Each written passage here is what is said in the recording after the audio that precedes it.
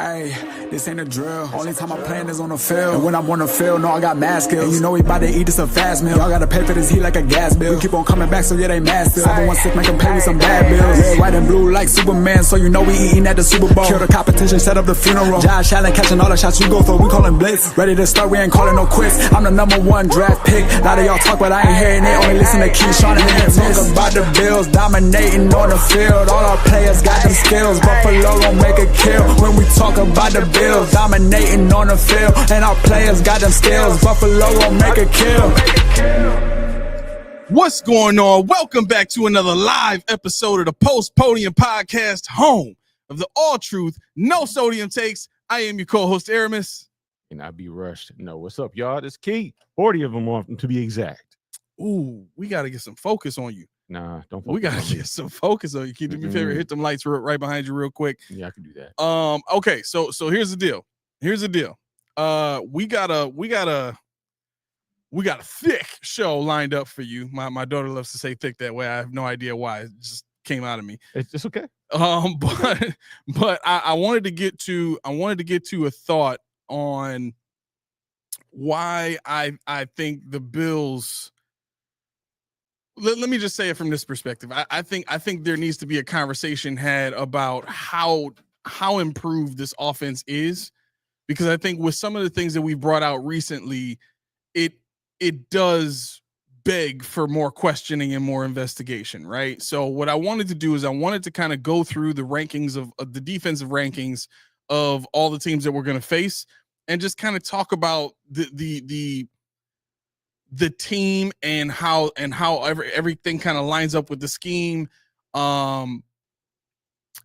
There's some information that I was able to get a hold of through some contacts of mine that gave me a little bit more insight into some of the inner workings of the team. So I'll just leave it at that. For those of you that are in the Discord chat with us, you know what I'm talking about.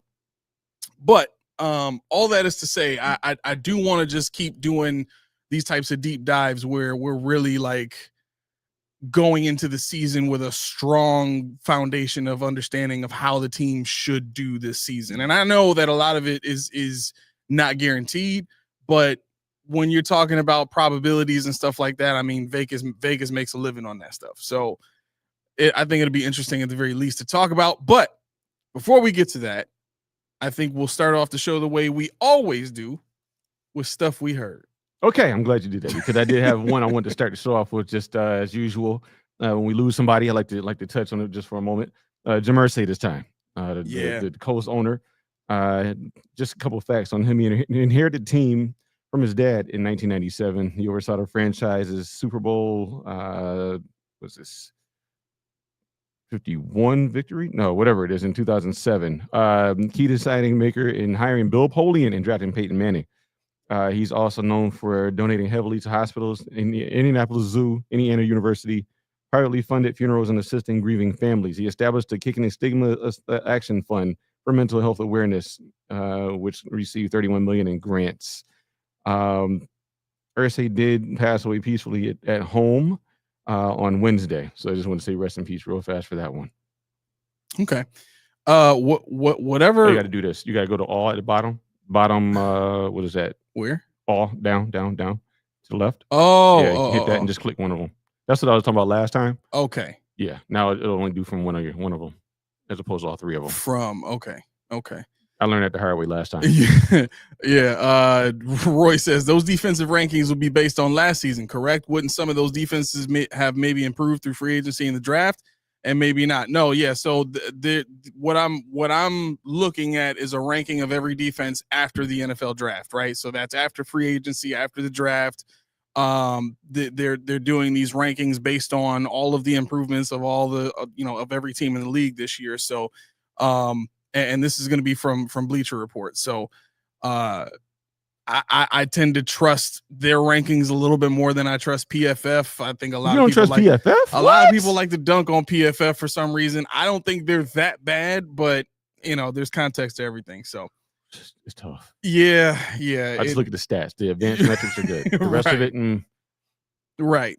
So look, one of the things that I sent out when Irsay passed, because I think we talked about this in the Discord chat, right? I believe so, yeah. So there had been a lot of conflict in the building between what Irsay's vision for the team was and what the GM or the fans wanted for the team, right? And obviously the GM has to do what the owner wants, but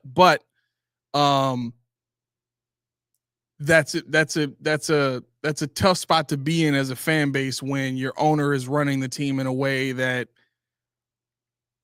the Colts weren't a bad team, but they weren't a good team either. Like, they reminded me a lot of our drought teams where they were dangerous, and if you slept on them, they could get you, they could sneak one on you, but they weren't us now. You know what I'm saying? Where we're, in the regular season anyway, we're a dominant team in the league. And a lot of the reports and stuff out of Indy was that, Irsay was a big part of the reason for that. There was even reported conflicts with Irsay and Manning. So I say all that to say, I'm not gonna bang on a guy who just passed, but one of the things that I did say, and I'm always gonna keep it real, is I'm sure there's a portion of the fan base that are excited for what the future presents now with Irsay being out of the picture. Yeah, we just went through it. What, 9 years ago? Yeah. So yeah. And truth be told, I said the same thing about Ralph. Again, I respect these men, what they built and what Irsay was able to keep in Indy and what Ralph was able to keep in Buffalo, 100 times over respect. But for our experience with Ralph Wilson and the Toronto deal and all this stuff, I mean, he presented in the way that he moved and some of the things that he did with the team as being a cheap owner, right? And that's more observation than intentional disrespect. So I want that to be kind of like understood across the board. I'm not trying to disrespect our late owner or previous late owner. But at the same time, I was actually excited to see, okay, we're past this stage of never being able to go out and buy the free agents that we want to buy. Not only because we wouldn't have paid them the money they wanted, but because players in general look at what a team is doing and look at what a team has done. They get all that information from their agent and they kind of look at it and say, okay, well, this team is moving in a direction that leads me to believe they're trying to win one. I want to be a part of that. Well, that wasn't the Bills back then, right?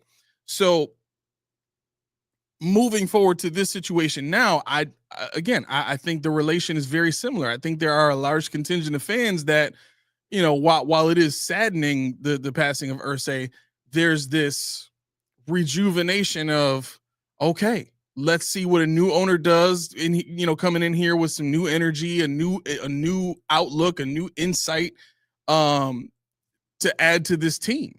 You know what I'm saying? You look at the energy that we got from Pagula. I mean, it immediately turned into Rex Ryan.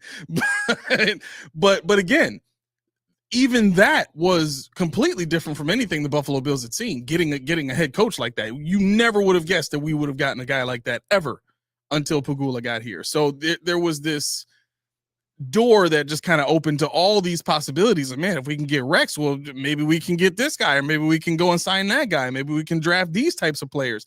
You know what I'm saying? So I think the Colts are in a good spot first and foremost with the quarterback they have, the head coach they have. And the GM has done pretty good drafting as well. I really hope that the next person that steps, or the next group that steps in at ownership, is what the fans deserve, in the same way that we kind of, got that up front. So, moving right along. You had no thoughts on that whatsoever. No, I was just finding Roy, because he said, as far as I could tell, there was a lot of friction with Irsay and the Indy fans and others. I find it interesting that when passes, all those thoughts are set aside, at least temporarily. I just responded, I don't know if anything changed, honestly. I mean, I don't see, anybody talking like everybody talked about Ralph Wilson, Mr. Wilson, all this, that, and third, Stroughton trophies, and I'm sorry, statues, and what he's done for Detroit and Buffalo. Yeah. I haven't seen it. I mean, honestly, I did a deep dive just to pay respects to him, but I don't think India is crying 2 tears in any bucket anywhere. Right. What's up, Sinky? Yeah, no, I think I just try to do my due diligence on that one, just to bring light to somebody that was important to the NFL as people love it, and just to put the final bit on a legacy. Like I said, it was passed down through family from his father to him, so it's been in the family for a very long time. So you definitely have to do your due respects, and as a podcaster, or other, we're pseudo media members now, so yeah, that's true. We have that responsibility. The heavy is the head that wears the crown. So no, I mean, in terms of what you said when it comes to optimism outside of Irsay itself, just for the team. I mean, that's what you got to separate, the team and Irsay. The optimism is going to loom heavily because now that there's nobody perceived saying you can't get this player, you can't get this coach, you can't do this, you can't do that. I don't want to spend that money there.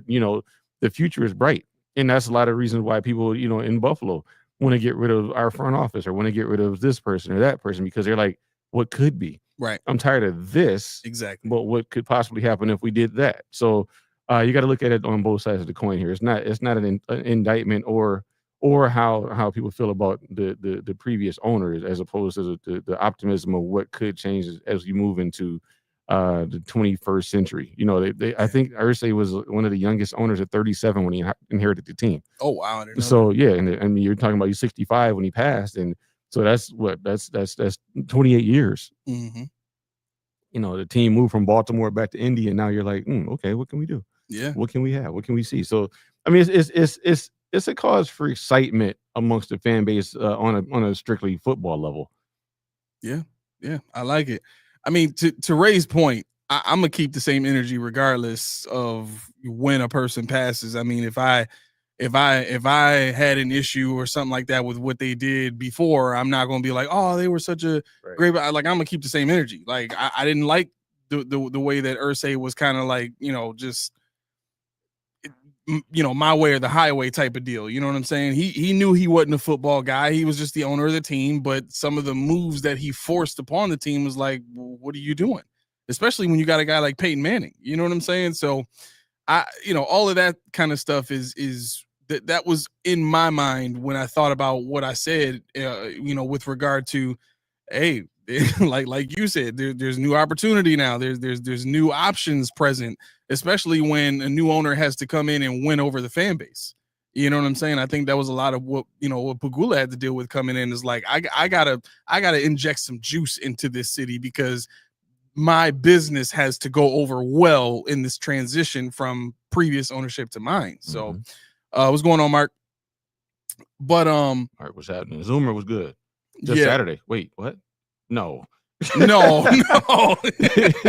No. So Roy, he says, do we know who the new owner is? Now to see what's going on. Okay, so usually, and this is how it went with the Bills. It like any business, it gets passed down to the next of kin, and they can decide what gets done with the team. Either they can keep it and run it, or they can sell their ownership, or they can sell shares, however they want to do it.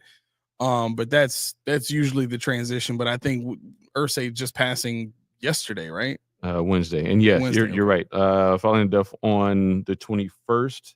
Yep. So his 3 daughters, Carly Irsay Gordon, Casey Foyt, and Kaylin Jackson, will jointly assume ownership of the Indianapolis Colts. So his daughters.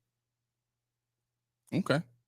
I called you Ray. My bad. That's all right. My bad. My son's name is Ray. That's probably why I just said it. He sunned you.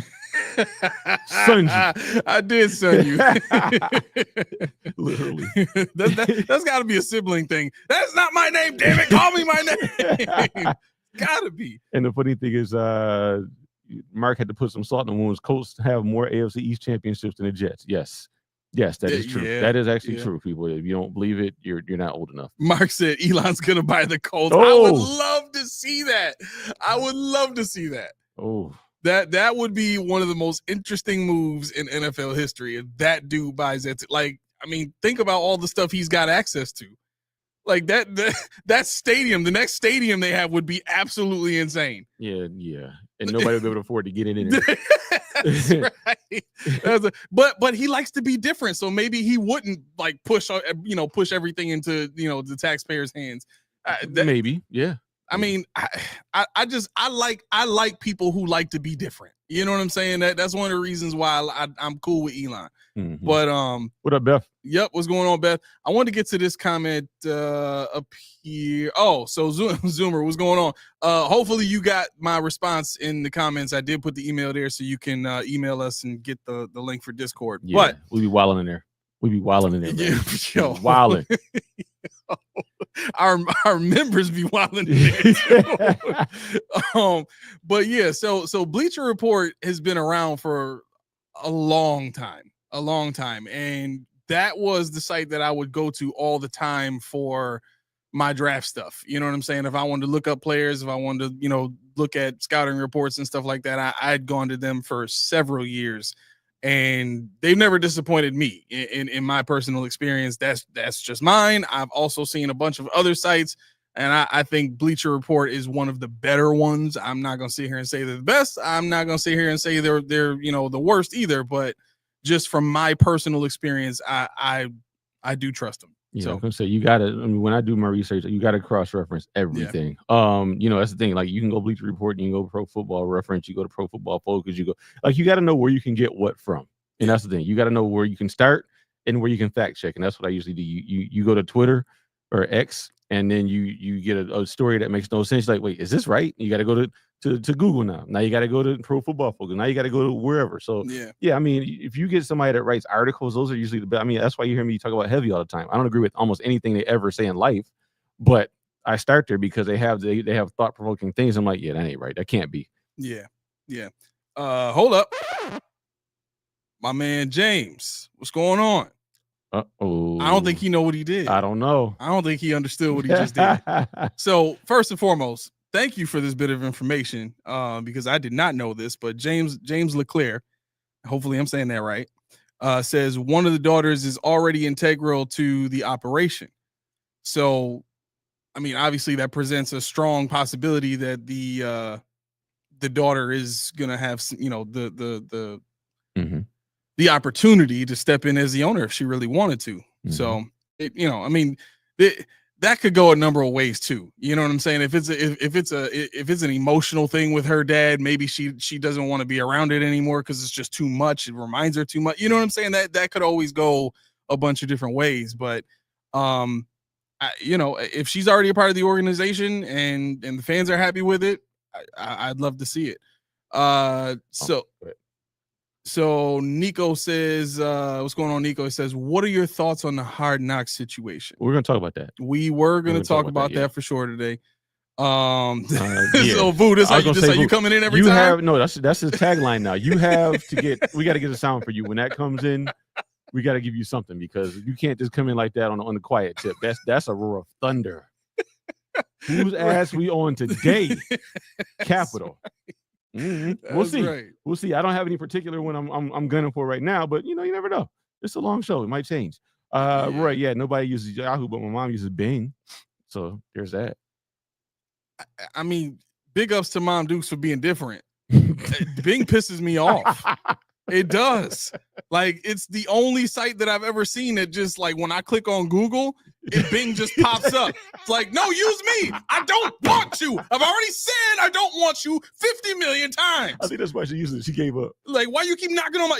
See, that makes a lot of sense. That makes a lot of sense. If you gonna keep bugging me, all right, fine. Don't put that www dot in there. You're done. Your mom usually shows a lot of patience in my experience. She does.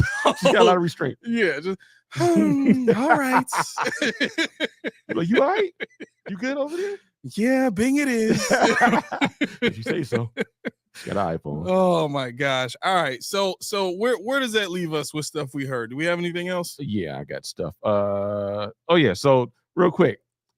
Do we really have to say go Bills when somebody says go Bills because you have a Bills item on? Does that define your fandom? Does that really make you less of a man, less of a person if you don't say go Bills back when they say go Bills? Because I forget, I'd be sitting there and I'm at work, I'm working the flight, and You got to talk to everybody. Somebody go Bills. All right, have a good one. My bad. Come back, please, come back. No, it's over. It's over. I can't. And you in the store trying to say that just runs away. No, I'm telling him. I'm telling him. You chase him down all. You in the store trying to figure out what rice you want. You know, you got your bill. You don't even know you're wearing Bills stuff. You picking rice out and they like, go Bills. You're like, oh, my bad. Come back, please. I mean, do we have to say go Bills every time? Apparently, yes. Tommy has built a whole culture on his show about that on Mafia Sports Report. I can't leave that show without saying "Go Bills" or he'll call me out. It's happened several times. I believe it. Several times. You forget you're a normal human being. Right. You're normal. That's why. But it's like how can I say it? It's like I don't know. It's like a rite of passage. You know what I'm saying? Like you don't if you're not speaking the language, then you're not one of us. Because I'm the dumb head to be like, yes, sir. And that's it. Right. Mark said he's in Cali, so when it happens, he always says it, but in Buffalo, you can see how it could be different. True. I mean, I'm like, that's like being in Buffalo calling chicken wings buffalo wings. Exactly. No. Just assume. I just want chicken wings. I just want some wings. That's it. Chicken wings. Give me some wings. What kind of sauce you want? Give me that medium. You don't say medium hot sauce, medium mild sauce, medium hot. I don't know. You say I want some wings with some sauce on it. Give me that medium.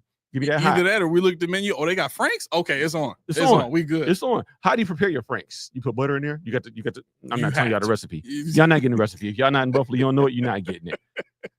I know it, but you don't. Boo said, yes, we have. Okay, so we about to be on yo button. I'm playing.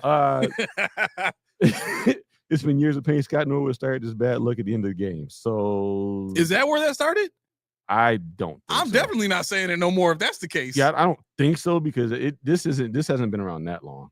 This wasn't even around when I was in college. I think this is more so started when the Mafia started in that area. That would make sense. Because remember, everybody used to make fun of Roll Tide. The Alabama, did they? They say Roll Tide. Like they don't say how, like, God dang right, Roll Tide. Roll Tide. And then if you don't say it, they won't jack you up. Right? That's it. That's just like that. You got darn right. Roll Tide. That's amazing, man.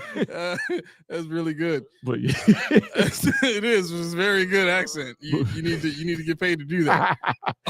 Roy said, "I've never had to say go Bills back to anybody because I don't own any clothing that has me either." And I think not anymore. Well, yeah. Alton got on. He's like, "Wait, you don't own any jerseys?"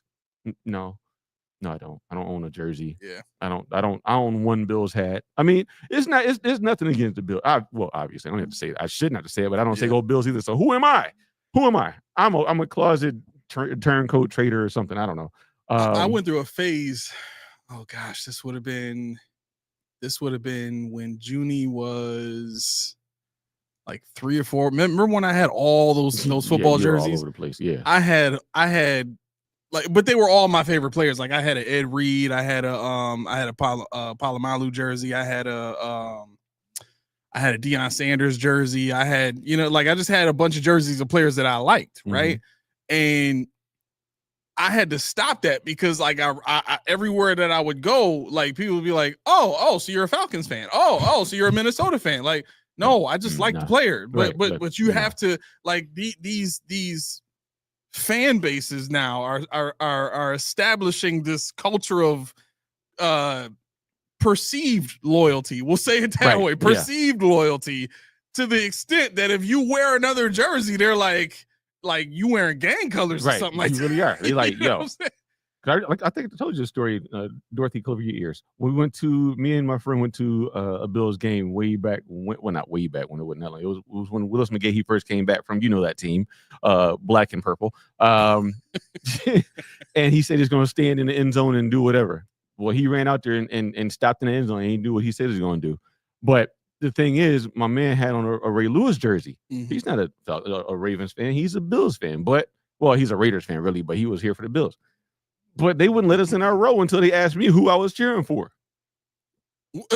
Because you didn't have nothing Bills on. I ain't had nothing on. They was like, yo, they were booing him. They're like, this your man? I'm like, yeah. They're like, who you here for? I'm like, the Bills. They're like, all right, let them through, fellas.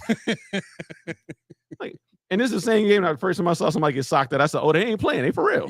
So this isn't a rock pile too. Not in the stadium, but in that end. Oh, really? Yeah, the cheap seats right here. Yeah. Wow. Yeah, they be throwing. God, never mind. Yeah, because you was in the city too. Yeah. So if you got they can get away. Yeah, you can get away. They can get away. Mm-mm. That's crazy. Where's your Ty Collins jersey? I have It's in the trash. I have a Drew Bledsoe screen print. I think my dad bought me in 2003. No, yeah, it had to be about then, right? Yeah, I guess it's about right.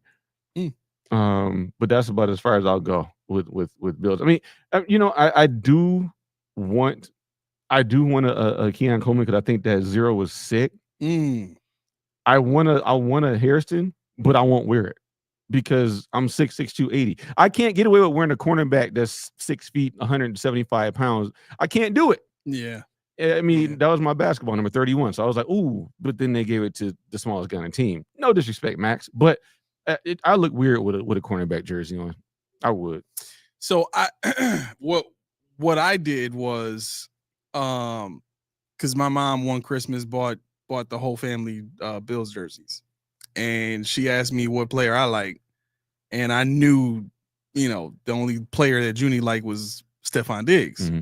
I was gonna say Diggs, but I didn't want to walk around the house with 2 Diggs jerseys. You know what I'm saying? So I was like, all right, well, I like Gabe Davis. At the time, I thought he was up and coming. We was fresh off the year after 13 seconds, which it was a decent year. I'm thinking, okay, this is first year starting. He gonna take some steps. He's gonna become the guy, right? Where's that jersey right now? Oh, you added to it. Put it on. You added to it. It was just the X. Now it's got a whole bunch of squigglies. Oh, dang. So needless to say, I haven't bought a jersey since, but I think I'm with you, bro. I mean, after meeting Keon yesterday, I think I am gonna go ahead and go with a Keon jersey too. Yeah. I would do that. Trying to think. Who's 91? Is there a 91? That's Ed Oliver. Is he 91? Yeah, he is 91. Yeah, I would do it, Ed Oliver. I'm thinking he was 90 for some weird reason, but that's Dwayne Carter. But yeah, no, I would do it at Ed Oliver. I mean, I'm like a foot taller than him, but that's cool. I don't know if I could, I wouldn't feel comfortable wearing a defensive lineman's jersey because I'm not big enough to be a defensive lineman. Well, I mean, you are. if Gable Stevenson was, you could do it too. Well, where's he right now? I don't know, probably playing in some kind of wrestling tournament in Uzbekistan. Look, I think it's very telling. I think it's very telling that they brought this man in for one off season, let him try out, let him do all that stuff, and then cutting, and you don't hear from that dude no more. Yeah. Right? Everything that I reported on that, they did the man wrong. And there's a reason he hasn't come back yet. Mm-hmm. So, and yeah, Roy, you're right. I do not have a Kyle Williams jersey. Sorry, I don't. And Sankey, we actually found the other day in the Discord that is not a Cook jersey anymore. It's Cook the third jersey now. Yeah. So yeah, you got to buy another one. But you got to wait though. Just wait until after the season. They'll be at Lux for like $28, and you go ahead and buy them out. That's that's what's gonna happen. Speaking of James Cook though, and I'm not gonna park on. I'm really not gonna park on this, but it finally happened. Uh-oh. You won't believe it. It finally happened. Joe from Queens guy, well, not his guy, but the guy he coined the Pod Father, Joe Marino. Okay. He finally did it. He said the running backs are getting more money, but you have to be fair and jab with the way the rest of the position in the league is going. So if you go by tiers, tier 1, Barkley, Henry, McCaffrey, and Jacobs. He said James Cook is not in that level. Okay. He said tier 2 right now is James Conner. He said James Cook is better than James Conner. For sure. Now, this is why this matters. James Conner makes, you know how Joe Marino says it goes by percentage of salary cap. Mm-hmm. James Conner is 3.4% of salary cap. Josh Jacobs is 4.7, 4.8%. So fair is probably about 4.5 for James Cook. Okay. You know what 4.5 of the salary cap is? Oh, it's going to be something astronomical. Watch. 12.5 AAV. 12.5. So they can guarantee him 12.5 with incentives up to 15 and be fine. They could. And that would be a fair market value for him. Yeah. But, people say, no, it's not worth it. So whatever. So like I said, go to Lux. This time next year, you'll have the James Cook jersey. You can get that military one. For some other team. Well, you can get the one in Buffalo because it's going to be on sale. Oh. Yeah, it's going to be like $25. You might as well just wait because that's what I said. Yeah, just wait. Buffalo City Mission and thrift store and stuff like that. No, I'm serious. I know. That's what they do. Like if Marshalls don't get it for the super cheap, then you go to the thrift store and they got all of them over there. Mm-hmm. Yeah. It's crazy. It really is crazy. They just throw them joints out basically. Yeah. So okay, Hard Knocks we'll get to in just a moment. Your article, did you see? Well, obviously you saw it. You sent it in the Discord. The wide receiver battle royal that you sent the article about. I'm quite annoyed about it. Why you say that? It just and this, you know what? I'll save the explanation for the conversation we're gonna have about the offense, because there's just, I mean, it's not stuff that we haven't like briefly covered before, but it's the schematic stuff. It just, like, the fact that there's a receiver battle in general doesn't make sense. It just, let's just save it. let's just no, save that's it. fine. No, because I wanted to say, if we go by the popular conception, Okay. Laviska Shenault, welcome to the team, baby. Oh no. Welcome to the team, because what does the fifth wide receiver have to do? Play special teams. Special teams. Yeah. Guess what? Elijah Moore, 18 career special team snaps in the NFL. Mm-hmm. But he's gonna make the team. Maybe he's in that little battle royal too. Tyrell Shavers, 10 snaps, special teams. Jalen Virgil, 193 snaps in special teams. Kelly Acaraya, 60 snaps in college. Christian Wilkerson, the guy that nobody knew about. I think he came from He came from the He's the Patriots. guy they just signed. Yeah, the one from the Patriots and wherever else. 31 collegiate snaps, 30 pro snaps, special teams. You guys remember special teams. Caden Prather, 95 collegiate snaps. And KJ Hamler, 203 collegiate special team snaps, 16 NFL snaps. Mm-hmm. So if we keep 6 by that virtue, Laviska and KJ Hamler are safe. The rest of them, good riddance. Bruh, I think your Shenault fandom is showing. I don't see how he's going. It's not that. It's just the fact that I just want to prove to everybody how ridiculous this special teams argument is, and how ridiculous the weighting of it is. That's definitely a good way to do it. I mean, Laviska is a lot better than people think, but if your fifth guy is a special teams guy, now it's the time to prove. Are you a hypocrite, or do you really walk it like you talk it? Well, the guy number 6, yeah. So okay. So this is based on what I've heard. This is what I've heard.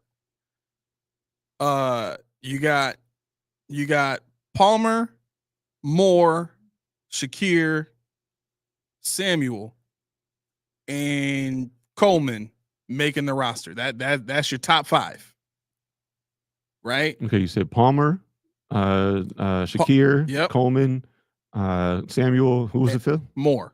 Okay, Moore's your 5th. So really, the battle is for that 6th spot after the top 5. Perhaps. And that guy, traditionally, as you pointed out, is the special teamer. Perhaps, right? Yeah.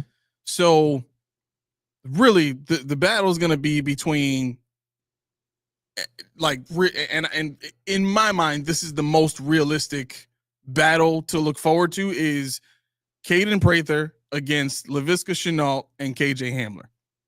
Shavers he's gonna be a practice squad guy again, if he even still qualifies. Jalen Virgil, same deal. Wilkerson, probably the same deal, but he's probably gonna get cut. Like, I really only see the Bills keeping Shavers and Virgil around because they have experience in this offense and they've played in regular season games before. If Shenault doesn't get kept, he's gonna get cut. And Hamler has been on the practice squad and he's been fine with that, so I think he'll end up going back there too. So, I mean, realistically, in my mind, it's between Prather and Shenault. Yeah, the one I'm really, really interested in out of this list, if you take Elijah Moore, which would be Shenault, Shavers, Virgil, Acaraya, Wilkerson, Prather, and Hamler, I really would be interested in Jalen Virgil. Actually, you know what's interesting is Christian Wilkerson, had it not been from being 28, I'd be really intrigued with. You did bring up in the Discord about how Presley getting cut and he's younger, but when I watched his tape and I really looked at what he did, what's up, Mafia Sports? I wasn't impressed with him at all. You know, he didn't separate, he didn't really run routes, he didn't have any setness, he just kind of ran down the field, try to be physical. We got Keon Coleman, we got other guys that do that, Palmer, which made Hal Presley just expendable. But when I watched what Wilkerson does, you know, he's a bully. You know, he catches the ball, he runs people over, he stiff arms, he's got speed after the catch, he's got ball skills after the catch. So I think but you know why that bothered me though? What's that? That like, they cut him? Yeah, that they cut him. It wasn't like I didn't need to know right how good he was. Mhm. In my mind, there was this thought, and I'm like that wasn't like a jab at you telling me, you know, nothing like that. We've been brothers for 20 years. I don't care. Okay, I know you know what I'm talking about, but I just wanted to be clear, Right. in case somebody watching is like, oh, you just like no, it's not that. But I think for me, this stance that the team likes to take, and namely Sean McDermott likes to take, of we want guys that are going to come in here and continue to develop. Mhm. Where's the mindset to develop? You know what I'm saying? And here's what I mean. The guys that you choose in the first round to come in and be starters end up being starters.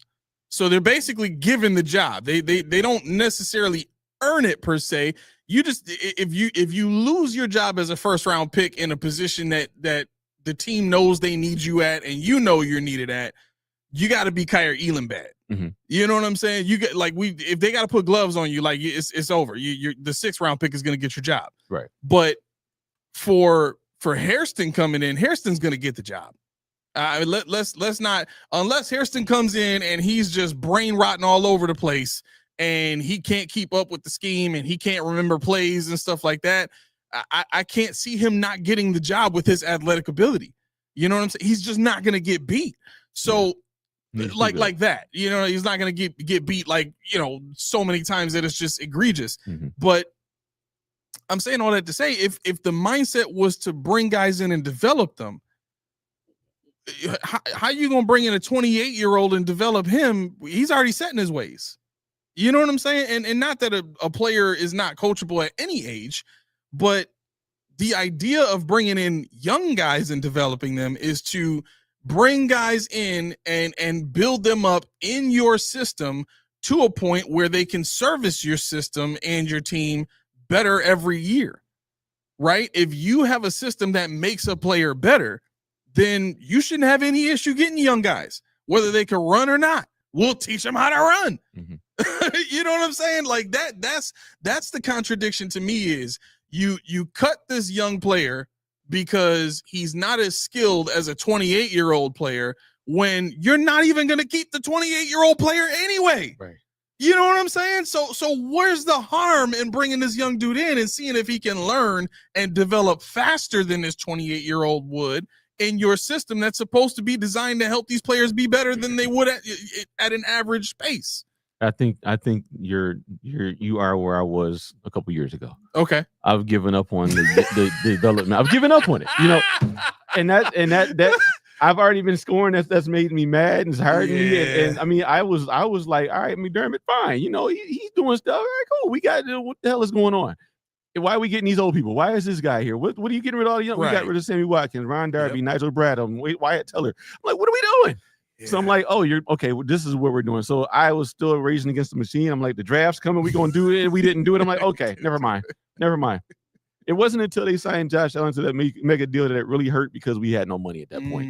Mm-hmm. You know, and I think they didn't have enough foresight for that to see that, you know, our ways, we probably need to shift. When you first build a team, you're gonna get older guys because you need those guys that don't have to learn the game and learn your system. Right. You want guys that already know the game at that pace, and all they got to know is your terminology, so they can show the young guys. But when you kept doing it year 5, 6, 7, 8, 9, and the young guys are just sitting back like, right. You got the Hamlin floss in his teeth. You got this, like, okay. Yeah, exactly. Like, what am I here for if you just gonna keep bringing in guys to be in front of me? Right.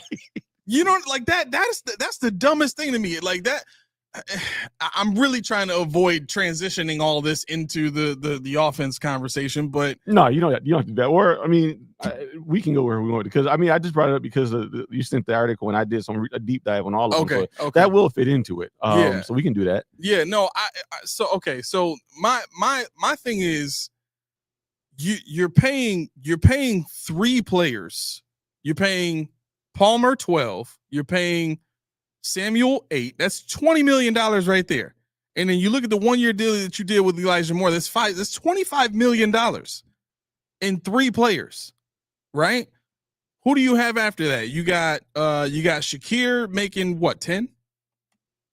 Shakir making 10. Let me I got it. Hold on 1 second. Uno momento. So you got Shakir making what he's making, and Keon is still on his rookie deal, right? And who's your young up and coming developmental guy? You know what I'm saying? If you're looking at who the Bills drafted this year, and you're saying Caden Prather, good luck, because he's still got to beat out Laviska Shenault, who's been playing special teams his whole life for a spot on this team. You know, Shakir, his cap is 13. $13 million. So you got 25. So you got $38 million tied up in your wide receiving room, and only 2 of those guys are on rookie deals. Of the 6 wide receivers, the top 6 wide receivers that you have on your depth chart right now, only 2 of them are on rookie deals. And the rest of them are making a total of $38 million across the 4 of them. Now, here's where the tough part comes in. Samuel, you don't know what you want to do with him. And then you got Elijah Moore, who I still think he's an outside receiver, but with him being 5'9", almost 5'10", and 180 pounds soaking wet, I don't think the Bills trust him on the outside if he can't block. I don't know too many wide receivers at that size that block well anyway. Yeah. You know what I'm saying? So the conflict for me is, how can you say that this team has improved on offense? What can you point to and say offensively they've done what's necessary to be better this year than they were last year, right? And if you're looking at, well, they signed Elijah Moore and Josh Palmer, and they drafted Caden Prather, right? How much more is Josh Palmer better than Mac Hollins was here last year? I don't know. And who was it? Nate. It's not a wide receiver gripe. We're talking about offense. It's not a gripe. We're covering. You came in late. You missed it. And Connors comes for the McDermott bashing and stays for the arguments. Who's arguing? We love each other. I think he just likes pushing the button. He does. We love each other. We're not arguing. We just talk loud. We're passionate about this thing. No, I've come to terms with Palmer. And, you know, James, I don't think it's a matter of Keon and Dalton stepping up. I think it's a matter of the philosophy working for them. You know, like we said, they don't really fit what the Bills want to do. That's the thing. You know, they really don't fit what they want to do. If you're talking about Dalton Kincaid, we talked about a few shows ago how Dalton Kincaid works best in intermediate. He works best, in timing. He works best in structure. He works best. He would be really good. I'm going to say it is bad, but he'd be good with a Tua kind of quarterback. Yeah. Because he's too new to football. He was a 0-star recruit. He's a 0-star recruit. He was, he got you, bro. He got you. You can't do it. I gotta really watch my tone. So anyway, there you go. But, there you go. But yeah, I mean, I think if you look at how Dalton Kincaid is learning, he's learning with off time quarterback. Josh Allen, that's how he plays. He plays off structure, and it works because Khalil Shakir knows how to work it. But you got to figure out how to work Keon Coleman into that. You got to show Dalton Kincaid where he fits in this system. Right.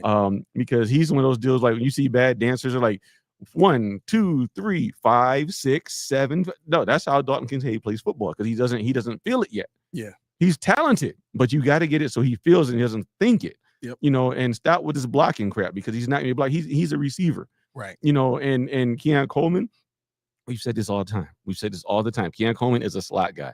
Keon Coleman is a power slot. He would thrive. He would be a big deal in there. But the problem is you can't move your $13 million wide receiver and Khalil Shakir outside, even though, as Ben pointed out, 27% of his snaps last year were on the outside. Mm-hmm. You can't be afraid of that. If you're going to pay somebody that kind of money as your number one guy, and he's proven that he's our number one guy, then guess what? You got to be able to move him around. He's got the talent for it. For a team that likes to preach the ability to play multiple positions, they don't actually let players play multiple positions. They really only focus on that on the offensive line. Mm-hmm. That's the only time that we actually see players play multiple positions due to a result of injury, right?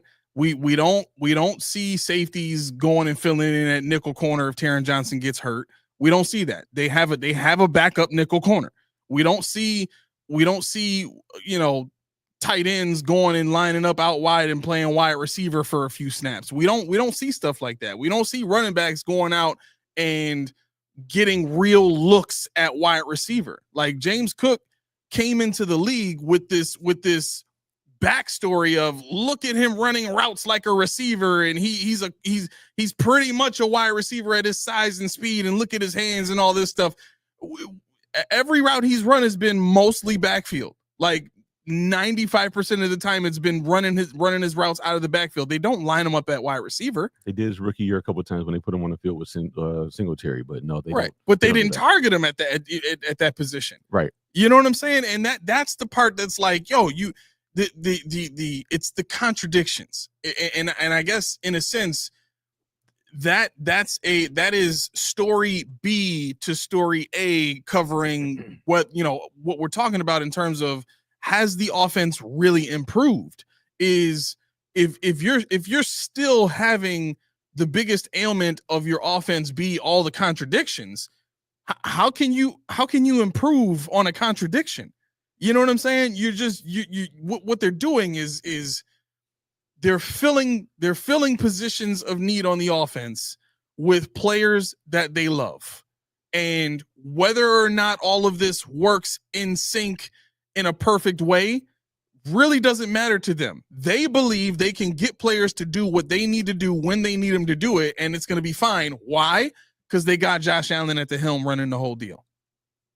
So no matter what, even if Josh Palmer don't run a great route on third down, Josh can just take off and get a first down, and guess what? It don't matter. You know what I'm saying? So again, I'm going to ask everybody in chat, like, realistically. Oh, you didn't see it, did you? No. What are they saying? That one. And then this was my favorite. Yeah, it's only a matter of time I get Aramis going pop and get Keys going. Yeah, you're right. You're right, Spin. You've been on a roll. He said place your bets. Yeah. It's probably gonna be me. Who knows? Yeah.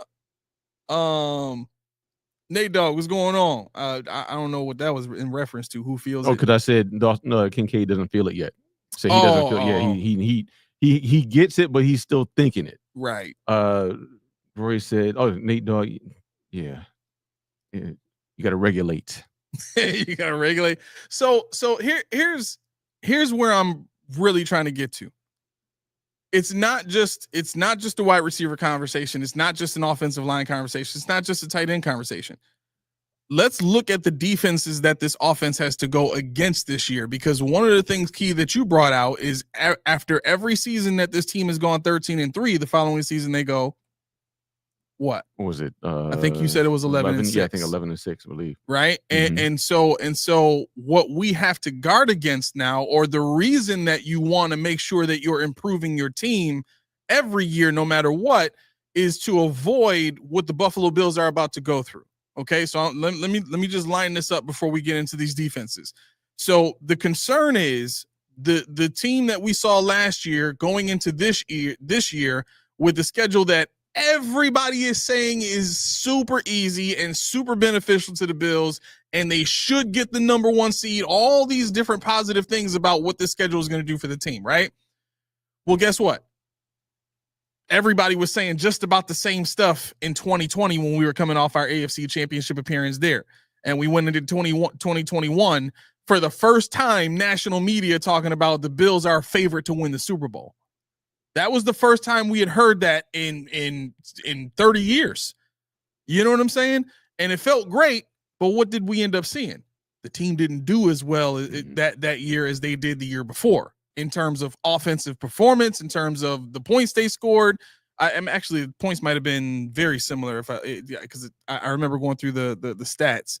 I think those next 2 years they were number 2 in offense. So the offense was similar, but they only had divisional round. They only made it to the divisional round both of those years, right? Which means even though the defense didn't perform well, the offense wasn't enough to get them past either. Right. And the reason I say that, the reason I frame the picture that way, is because I'm looking at what the Bengals and the Chiefs did in the 2 years before that. Let me talk, because you put a thought in my mind. I had a conversation with my friend earlier. Yeah. And he was like, "So what y'all talking about today?" I said, "I have no idea." He's like, "Nah, for real." I said, "Dude, we don't talk about what we're going to talk about on the show." Yeah. I said, "We don't text about it. I don't even know what some of his thumbnails mean." I said, "When I get there, I'm like, what do we?" I said, "All right." Then when you start to form it, I'm like, "That's." He's like, "Yo, y'all better not thought." Like, we don't have time to rehearse this stuff. No, we don't. We hit the live button and we start talking. Yeah. This is it. So when we're sitting here and we're like, "Yep." So, all right, what's next? Right. It's literally what's on your paper. I can't see it. And the thing is, if you were with us for what is this, about 4 months ago now, where we use this one screen where you can see my notes. Yeah. Now he really can't see my note. He has no clue what I'm talking. No, he has no clue where I'm gonna. Can I go high? Can I go low? Yeah. Can I just derail this whole thing? He don't know, and I don't know what he's got over there. I can't even see his workings. I keep my notes on my phone, and it's behind my screen here. He keeps it close to vest on purpose. He keeps it close to vest right here. And I noticed. I think this is the first thing you never had any Bills stuff on. Where's your Bills hat? Where's your Bills hoodie? Nothing. I can't believe this. Wow, look at that. I think this is the first time. Yeah, look at that. I'm trying to be you for a day. There you go. And I'm you. I got the Josh on. Well, I still got the Yankee, but still. No, but it all matches. It all matches. It's all good. Nathan said I only drop my voice to base level when I make a point. Okay, I'll take that. So that's how you know it's coming. That's how you know. Yo, he is really studying this show so hard right now. I love it. And the thing is, he subscribes, he can slander. See how this works? That's it. You can do whatever you want. You guys suck. Did you subscribe? Yes, I did. Fine. Perfect. Let's go. Tell us more how we suck. Mafia said I'm starting a Browns channel. A Browns channel? Oh, so okay. All right. So what I sent you earlier. Yeah. So, and I thought this was hilarious. It was shocking, but I thought it was hilarious. So he told me, he was like, yo, there's a war going on in Miami. I'm like, what are you talking about? He was like, yo, the content creators are battling against the Miami media. Mm-hmm. And I'm like, how the hell does that like, I'm thinking in my head, like, how the hell does that happen? And so I guess what ended up happening was your boy TD. Yeah. He was one of the content creators involved in like going after the actual media people. I shouldn't say actual media people because we're media people now, but going against the traditional media, right? And the traditional media clapped back pretty hard. They did some investigation on him, and they found 2 YouTube channels of him doing other teams, like covering other teams as if he was like a fan of those teams. And his explanation, I understood it from a marketing perspective. Yeah, that's what he does. Yeah, he's smart. Right. He was just like, no, those were tests to see how people react to to the channel and blah blah blah. And I'm like, bro, that's market research. What's wrong with that? Yeah. And the thing is, he was trying to, because he gets paid. He only does this. He doesn't have a job anymore. He has this, and he has like a consulting firm for him that he does. But he literally does like 2 shows a day and plays with his kids and his wife for the rest of the day. See, that's the dream. Yeah, and he was like, I mean, he wanted to branch out and see if he can get traction in other markets. Can I do it? I think he had a Bills channel at one point, like maybe 2 shows. Oh, for real? Yeah. So he had a couple, and it wasn't just 2. He had a lot of them. He said, I wanted to see if it would work, and it didn't really work out, so he didn't keep doing it. But yeah. I mean, it's smart, and that's the thing. That's where, and I don't want to say Bills Mafia because people in here that are diehard Bills fans will never do it, but you're not necessarily a turncoat or a fake fan because you're trying to put money in your pocket. Well, here's where it gets like murky, right? Mm-hmm. Because from a marketing standpoint and a business standpoint, 100% you're right. 100% you're right. 1,000,000% you're right. Where I think it gets murky is the connection between fans and their teams. You know what I'm saying? And I think them finding out that a guy that they rock with on that level has actually done fandom pages for other teams. It's like, wait a second, who are you really? You know what I'm saying? That there's a relationship that develops between viewer and content creator that you kind of don't want to mess with in that way. And that's where it gets a little hard for me. It's like, imagine somebody finding out that we're not really Bills fans. You know what I'm saying? And we just been doing all of this just for sheer entertainment. They'd be like, no ish. We already knew that. You negative mother. It would absolutely like, fit. Yeah. Thanks for admitting it. Thank you, guys. I knew it, damn it. I knew it. No, but I think that's the other side of it, right? And we like to keep it objective here. Those are both sides of it. The one side is great marketing, great business mindset, right? He's living off of this stuff, which is my dream. But the other side of that is the emotional side. Like, I thought you was like my road dog, like my representation of fandom. Like I could watch you and you spoke, like you spoke through me like every time. You know what I'm saying? Like that's the hard part. That's where it gets tricky. And for a business, depending on the type of business you run, that can be very, very damaging. You know what I'm saying? So, I mean, my hope for the guy, is his business doesn't take a hit for the sake of him and his family and how he's, supports everybody. But yeah, no, if his views on Tua haven't turned people off, he's fine. He's fine. Yeah. It's about the same as us and Sean McDermott. So. I told y'all. He's not the dude.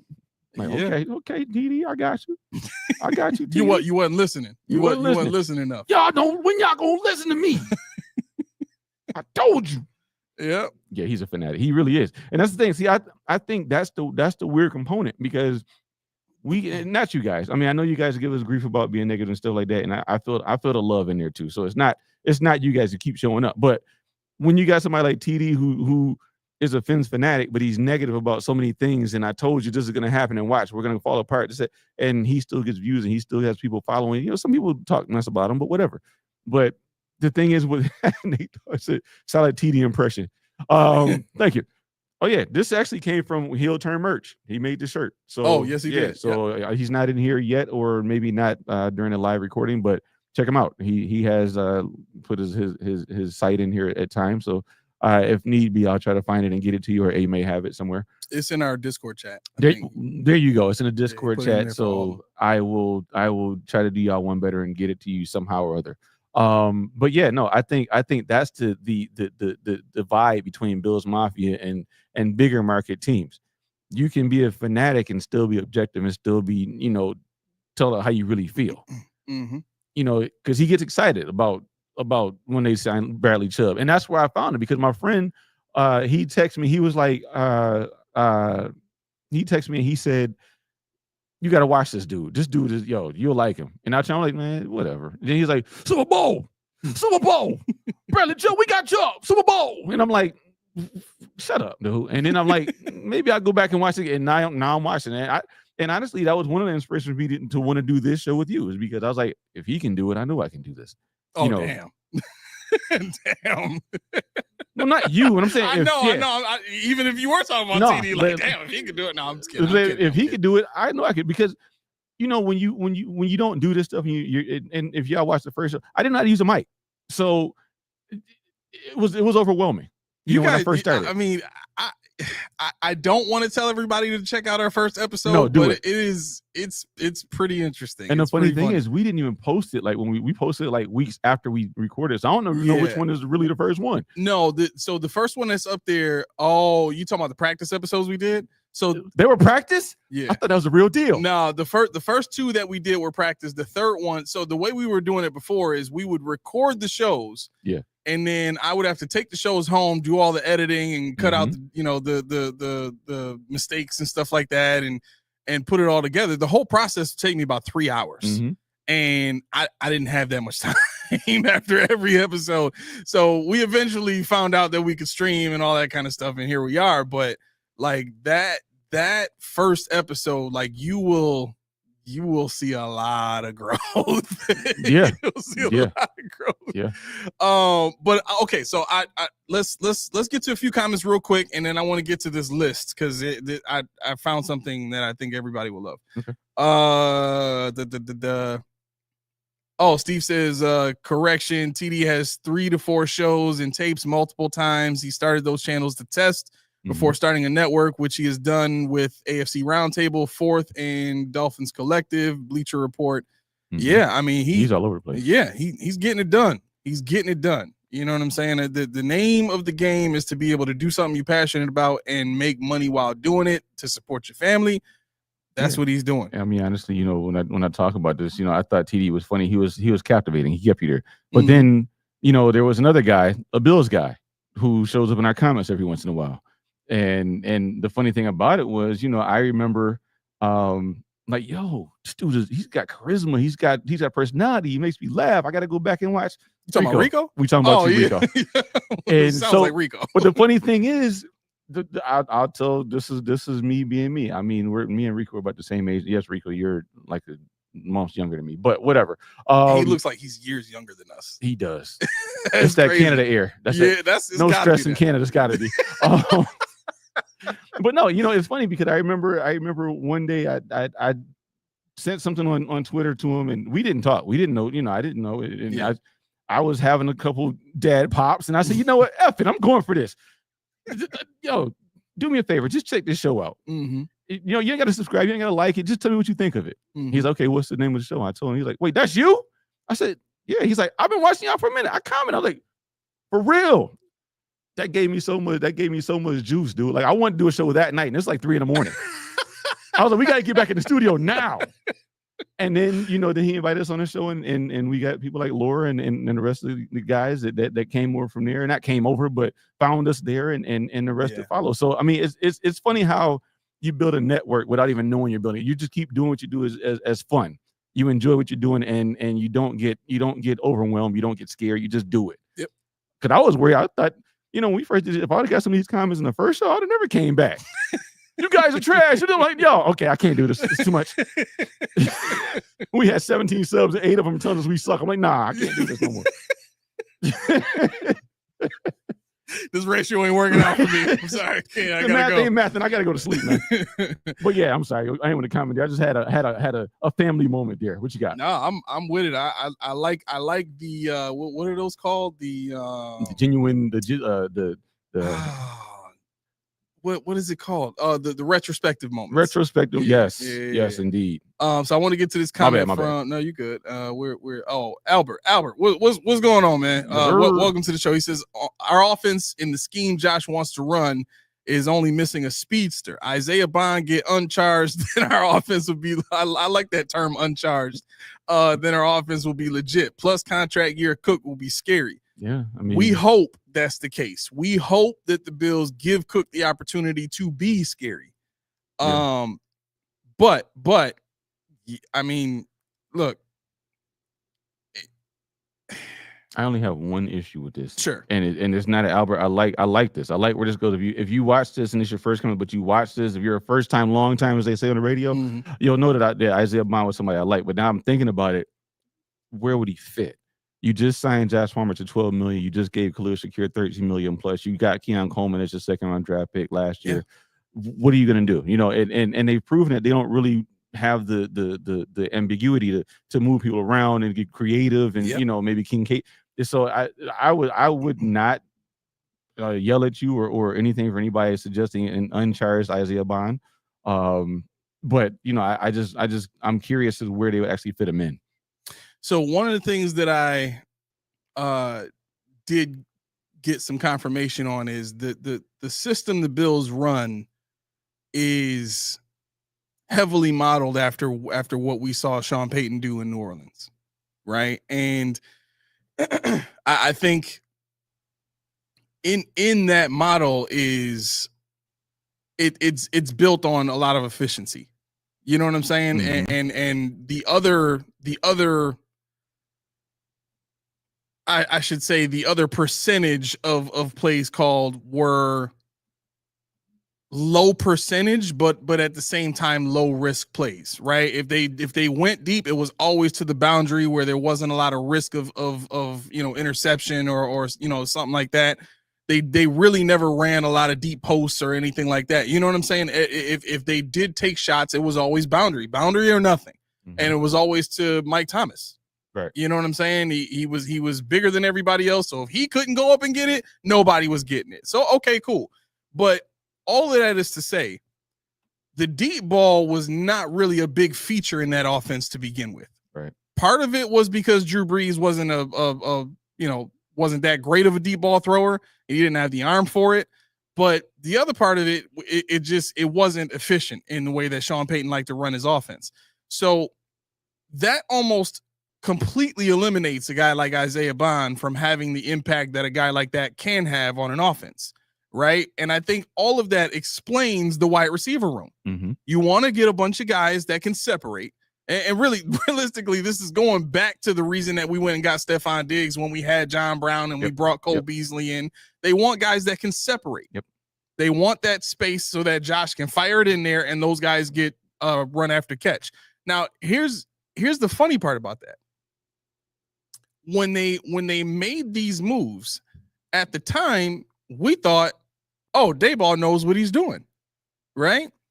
Well, the year before that, I should say majority of that offense. Let's put it this way. Majority of the offense that we saw with Diggs and Beasley and John Brown was a lot of down the field stuff in Daboll's offense, right?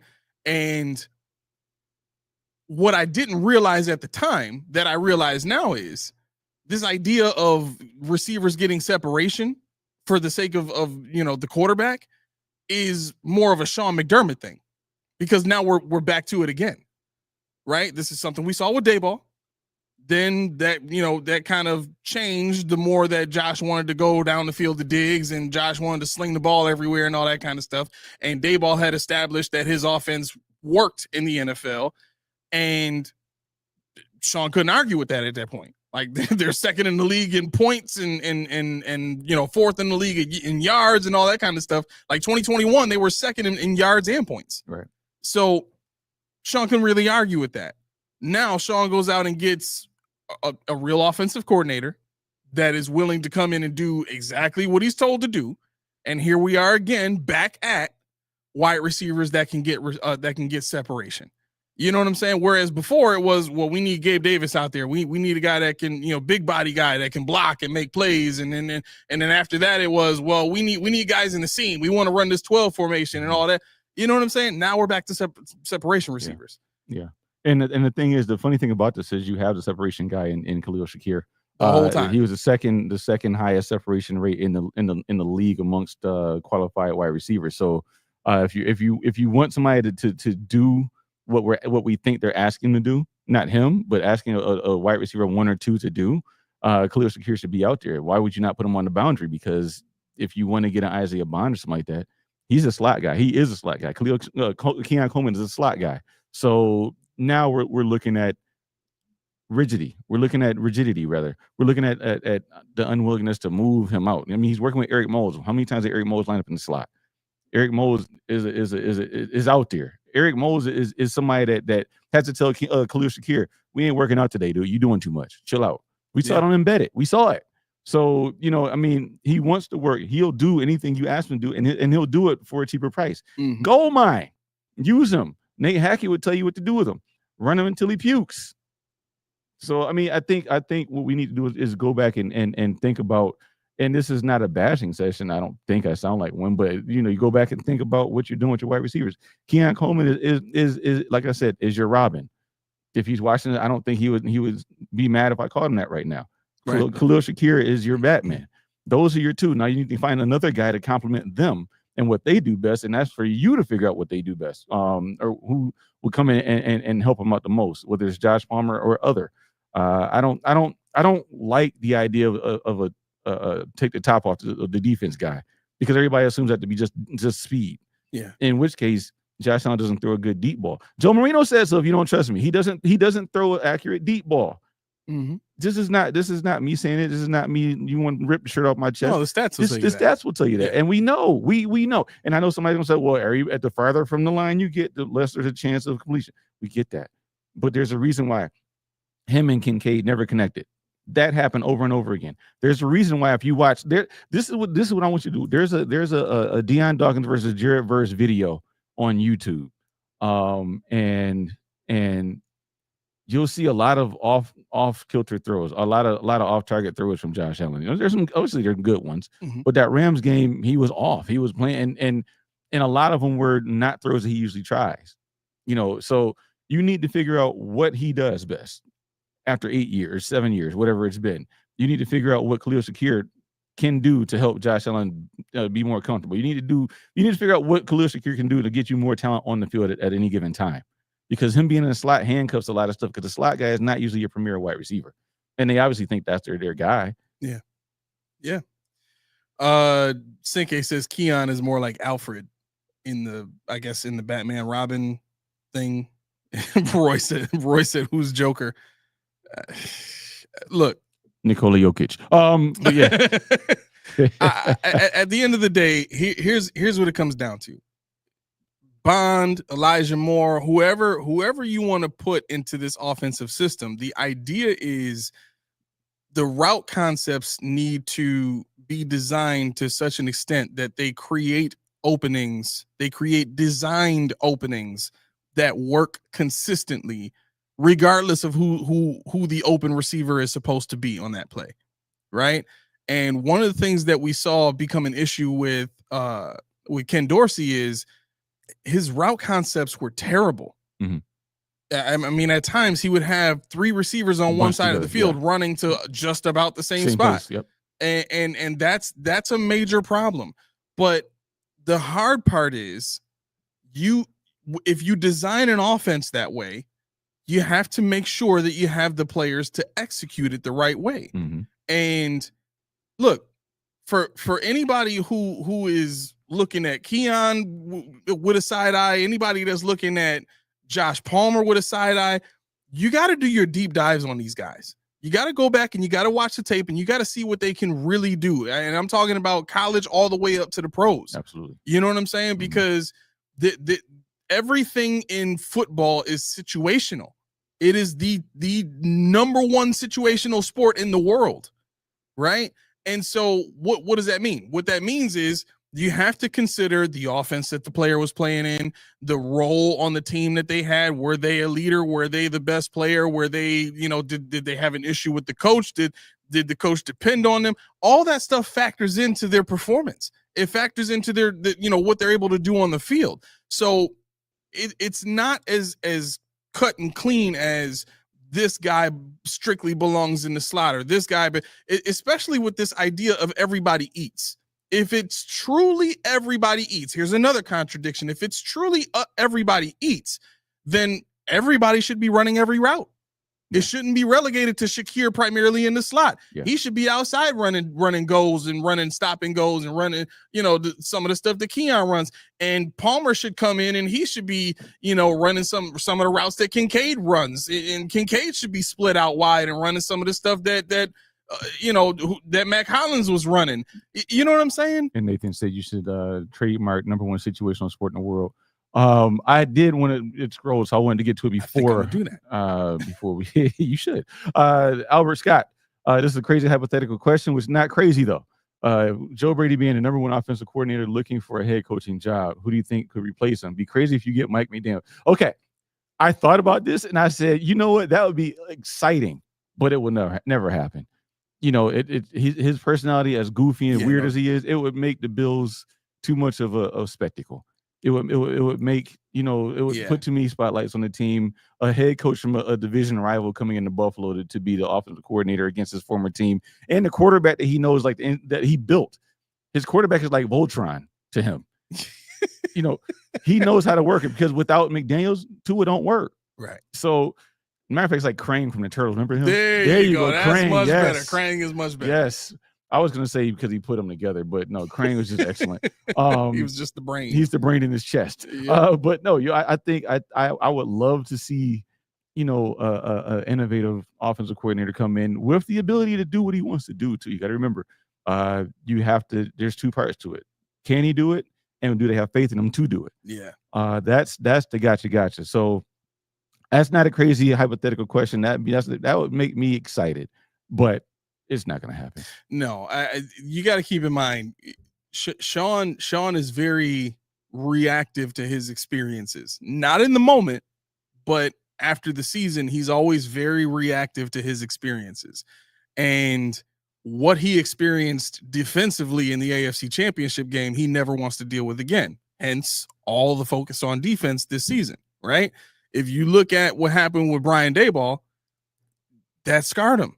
He did not want to have to deal with another high-profile offensive coordinator coming in here who everybody knew was good and good enough to be a head coach very soon, and deal with that personality again. Mm-hmm. It's part of the reason you go out and you get a guy like Joe Brady, who had been fired twice from two different places and had not yet really established himself as an NFL-level offensive coordinator. You go and get a guy like that because he's coming in just like Max Hairston is coming in. Oh, I'm just happy to be here. I'm so glad they drafted me. I just want to come in and contribute. That's the mindset that Sean is looking for. Yep. He wants guys that are just happy to be here. Now, that's not to say that these guys don't have an ability to help the team or have talent or skill or whatever the case may be. But when you're talking about a guy at Mike McDaniel's level, he knows he's that good because he is that good. Mm-hmm. If he can do what he did with Tua, imagine what he could do with Josh. You know what I'm saying? So that kind of guy is not coming to Buffalo thinking, I'm just happy to be here. That guy is coming in like Daboll came in. I want to do some work. Right. Yeah. Let's get to work. Sean, just chill. I know what I'm doing. Sean, chill. I know what I'm doing. Back up. Yeah. No, we ain't going to run the ball. This is what works. And give me some of this stuff in here because we had that. And like, what is this? Clear it out. Start over. Exactly. But Sean don't want to deal with that. He'd rather have his developmental coaches that are willing to just do whatever he says and you know, miss time with the family and all that kind of stuff and work all it's yet another contradiction to what a team that is this good should want in the building. All right, so let's get to we're running short on time. All right, Hard Knocks. Hard Knocks? Or? No. We still didn't go through the schedule and the defensive rankings. Okay. So where do you think the Buffalo Bills rank defensively in the league according to Bleacher Report? After free agency? Yep. And the draft. 8th. 8th? Yeah. You sure? I mean, they tend to overreact to stuff. And if they gave us what was the draft grade they gave us? I mean, you got Bosa, you got this and third. I'm thinking they gave us like an A- probably. Okay. So I don't know if they're gonna give us a major leap from 19 to like 3, but I don't think it's below 10. It's funny that you say that because we are number 3. We are number 3 on Bleacher Report's list of top defenses in 2025 in the NFL. We are behind the Eagles at number 2 and the Broncos at number 1. Mm-hmm. Both understandable decisions at the position that they're at. I am very pleasantly surprised to see the Buffalo Bills at number 3. But that's not why we're here. Why we're here is we're looking at the schedule and we need to see what this offense is going to have to tangle with throughout the regular season, right? So first game on the schedule is the Ravens. Ravens defense on this list, number 5. Okay, so week 1, we're going against what Bleacher Report considers to be the 5th best defense in the league. Okay, week 2, Jets. Where do the Jets rank on this list? Let's see here. Jets. It should be good. You know what? I could have used a mouse for this. Where did the Jets rank? You want mine right quick? I don't even. No. You know what I'm gonna do? I'm gonna pull it up here. Go ahead. Put up on the screen. This is.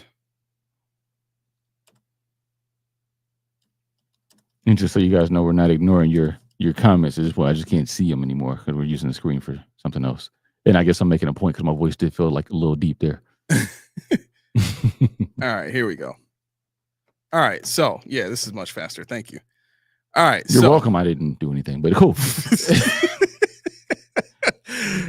Just say thank you and move on. There you go. What are you doing? All right, so the Jets have the 22nd best defense in the league, right? So week 2, so we go from we go from the 5th best in week 1 to the 22nd best in week 2. Where are the Dolphins in all this? You think they're better or worse than the Jets? Worse. Worse? They are not worse. They are actually better. So let's find out where they're at. There's the Jets there. Get that control left function. Oh, they're only one better than the Jets. We were, yeah, and they got 21. Bradley Chubb showing too. Yep. Super Bowl. So offensively, weeks 2 and 3 should be fairly easy, right? The Bills, it's the regular season. The Dolphins are going to be playing here. We're going to be at New York in week 2, right? Who's next? You're going to find it for me? Thank you. Next is the Saints. I think they're at the bottom. Yes. Yeah, 31st. What the? How did you do that? Control F. You tech. you mother sucker. You savvy computer guy. Son of a savvy computer guy.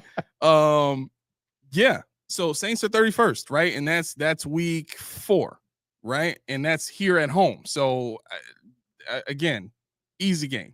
Then we got the Patriots coming to town. Where are the Patriots? Uh-oh. I think this keyboard is sticking. Is it? I think so.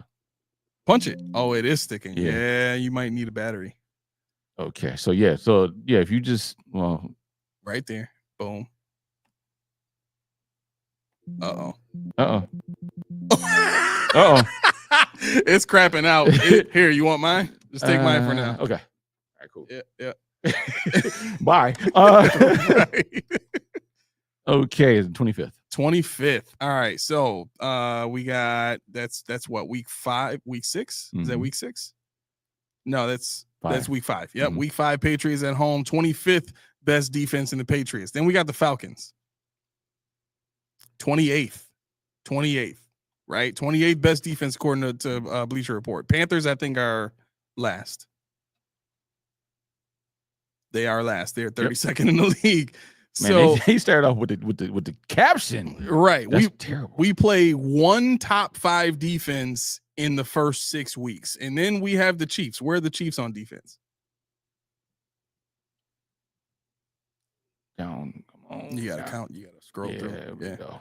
Number 9.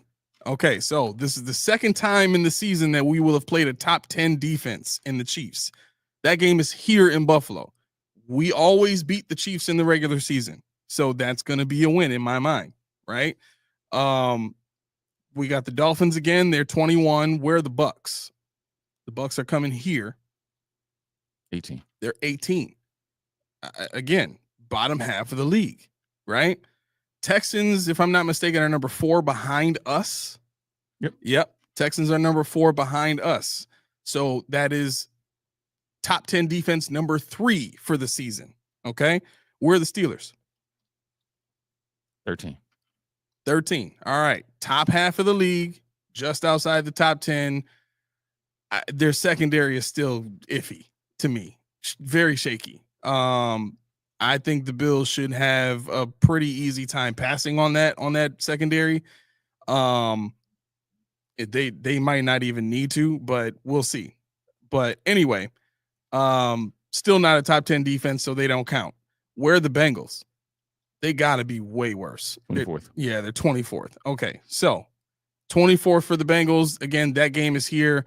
And then the week after that, December 14th. So this would be week 15. Yeah, 15, 16. Yeah. So week 15, we go to New England to play the Patriots, and they are 25, right? So where are the Browns? Browns might be top 10. 20. Oh, wow. Oh, that's right. They lost a lot of people. Why are his arms built like that? I hate this dude. He looks like a rhinoceros, bro. He really does. Built like a I don't know rhino. where the pad's starting it. Do you know who we're talking about? Miles Garrett. Why? Why? This is probably when he got tested for pads at some point in this game right here. I know them refs is like, yo, there's no way. They're like, what even is that? I didn't know muscles could be there. So yeah, so 20th, and really the Browns had the number 1 defense last year in the league, and they fall to 20 because of all the guys they lost. So then we go to the Eagles, who were number 2 overall. So that's team number 4 in the top 10 of the league. And then we finish with the Jets here. So the Bills are only playing 4 top 10 defenses in the league, according to Bleacher Report. And it's probably not going to be too different across most of these other sites. I can check and put out like the larger, contradictions to this particular list. But based on what I've seen this offseason, I totally agree with this list. And if that's the case, the offense should have another good season. They're only playing 4 top 10 defenses. And for everything that they're going to have to contend with, I don't see. I mean, the Texans have the best secondary of all these teams in terms of top 10 defenses. Their secondary is definitely better than the Ravens. Is definitely better than the Chiefs. And then the only other top 10 defense is the Eagles. And frankly, I don't really like their safeties more than I like the Texans safeties. So, and the other part of this too is we might not even need that Eagles game. So realistically, if the Bills do this right, we only need to play 3 top 10 defenses. The offense should be good again. Okay. But again, the reason we're bringing this up is because now that we've seen the ranks of these defenses that we have to go against, the question becomes, does what the Bills did schematically last year translate well enough into this year against the competition that we're playing? Can the Bills get away with doing a lot of the same things this year that they did last year? Well, according to the stat that you brought out and how the Bills typically do worse the year after, I think the answer would have to be no. History has shown that. If that's the case, then my answer has to be no. The Bills' offense did not improve. They stayed status quo, and maybe they think that's good enough to just be fine this year and let Josh just work out the rest. But for my money, you gotta keep shooting for the stars every year. Championship or bust. Yeah. But they took that banner down. So good. We gotta get something else. We gotta do something else with that. Yeah. Hard Knocks. What do you got? Okay, so we're doing Hard Knocks. I mean, I think for me, I'm just curious about what everybody's interested in. For me, when it comes to Hard Knocks, I've already shown that I'm probably not a fan in most people's eyes now because I don't say go Bills and I don't wear Bills stuff all the time, unless I just run out the house. But I it's still manufactured. They know when the cameras are around. You see them mic'd up. They're I'm mic'd up, this, that, and third. And there's things that you can't show. There's things that they can't see. So I mean, I guess I'm more interested in what people are looking to get out of it. Not because you're not going to get anything. That's not what I'm saying. I'm just curious as to why everybody. I don't watch the show. I don't watch it. And so everybody is excited about it, and I will be too cautiously because I know how I am. I said in a Discord. For me, to do this show, I have to have a level of edge. Mm-hmm. And the way I get when I see the Bills run out of the tunnel, when I'm at the game, or when I go to the training camp and you hear the music, you see the juices flowing, you see them running through stuff, and you can get just a smorgasbord, all sorts of stuff. You get this feeling of just mindlessness, and I'm just excited. Is bliss. Yeah. And when I see Hard Knocks, they're gonna make me want to give McDermott a 25th more turn. They're gonna make me love Bean, even though I don't. I like me. For y'all that don't differentiate, I'm the one that don't like Bean. He's the one that don't like McDermott. So, but together we make one human. No. We make one hater. But no, and when I think about the show, I'm like, okay, if I watch this show, I'm gonna be on this show. You're like, yo, he's being so phony because I'm like excited about everything. I've seen Keon come and do this. And the thing is, what we talked about Malachi Starks when he said that he wants Josh, and everybody like, play a game first. Who's everybody going to look at? They want to see Hairston. They want to see Sanders. They want to see Walker. They want to see Landon Jackson. They want to see all the rookies that haven't played a game yet. They do this every year. Every time Sal puts a tweet out during training camp, every time Buscalia puts something out during training camp, it's always a manufactured highlight that you see over and over and over. I mean, I remember as far back as Sammy Watkins. And that's only because that's when I really started kind of getting into social media. He had this catch where he burnt, I don't know who it was, but he burnt the hell out of somebody and caught the ball in the back of the end zone. We saw that catch nonstop the whole summer. Yeah. But we never saw that on the field. You never saw that guy. He disappeared, or he got kicked in the ribs the first preseason game, and that was it for his whole career. So, I mean, I think for me, it's cautious optimism. For me, it's something to do. It's something that's going to give insight. But I mean, embedded is fine for me because that gives you more of the private over here. Yep. But Hard Knocks, you'll see somebody get cut, which is gonna suck. You're gonna see, you're gonna see probably start off somewhere in the realm of Bean yelling at Joe DiBiase and Jeremy White. Probably start somewhere in that region, or it might start the draft in the draft room, and then you finally hear how they're talking about the draft board, the second and third. You won't see it, but you'll hear about it. You'll see, Josh Allen, something about the wedding. The players meeting or the coaches meeting, rather, you'll see that stuff and what they brought back. Yeah. So, I mean, I don't say this to be a hater. I know I'm going to be flamed. I can't see the comments. I don't think I want to look at them right now. But I think for me, it just helped me get boosted, helped me get pumped up for this show. What is it that we really want to see out of this? What are we looking for out of this? And I think Laura said she likes getting to know everyone's personalities more, how they joke with each other. I'm excited for it. Trust me, I am not taking anything away from anybody's excitement for Hard Knocks. I just like Cognitive Dissonance said, I don't trust McD. And that's kind of, I don't want to say I don't trust him, but what it is that's where I'll go when I say is manufactured. He can still say, at this point, we're doing this. You can film that. You can film that. You got to be here. We got to let you in. Yeah. But it doesn't say what we have to do when you're watching. Yeah, that's true. Steve said, just want Hard Knocks to expose McBean and what they really are. They expose the Giants GM stupidity. Oh yeah. No, he's a family man. He really, hey, Nathan, who you want? He asked his son what quarterback. He was like, Jaden Daniels. And the little girl said, whoever's like, oh, he's cute. Take him. Like, okay, we'll go with that guy then. But whatever. Right. Yeah. No, I mean, look, that's part of the reason why I'm really not excited about Hard Knocks is because knowing exactly what you said, how Sean is, you're not going to see anything real that they don't want you to see. I mean, especially after what happened to the Giants, like that immediately. Matter of fact, Jeremy White's been talking about this. Like, there's no way they're going to just give the documentary team the free reign to just record and put out whatever. Right. You know what I'm saying? They're going to want final rights to what the final product looks like. Mm-hmm. And if that's the case, well, then it's all fluff. It's all everything that fits within the marketing strategy and within the,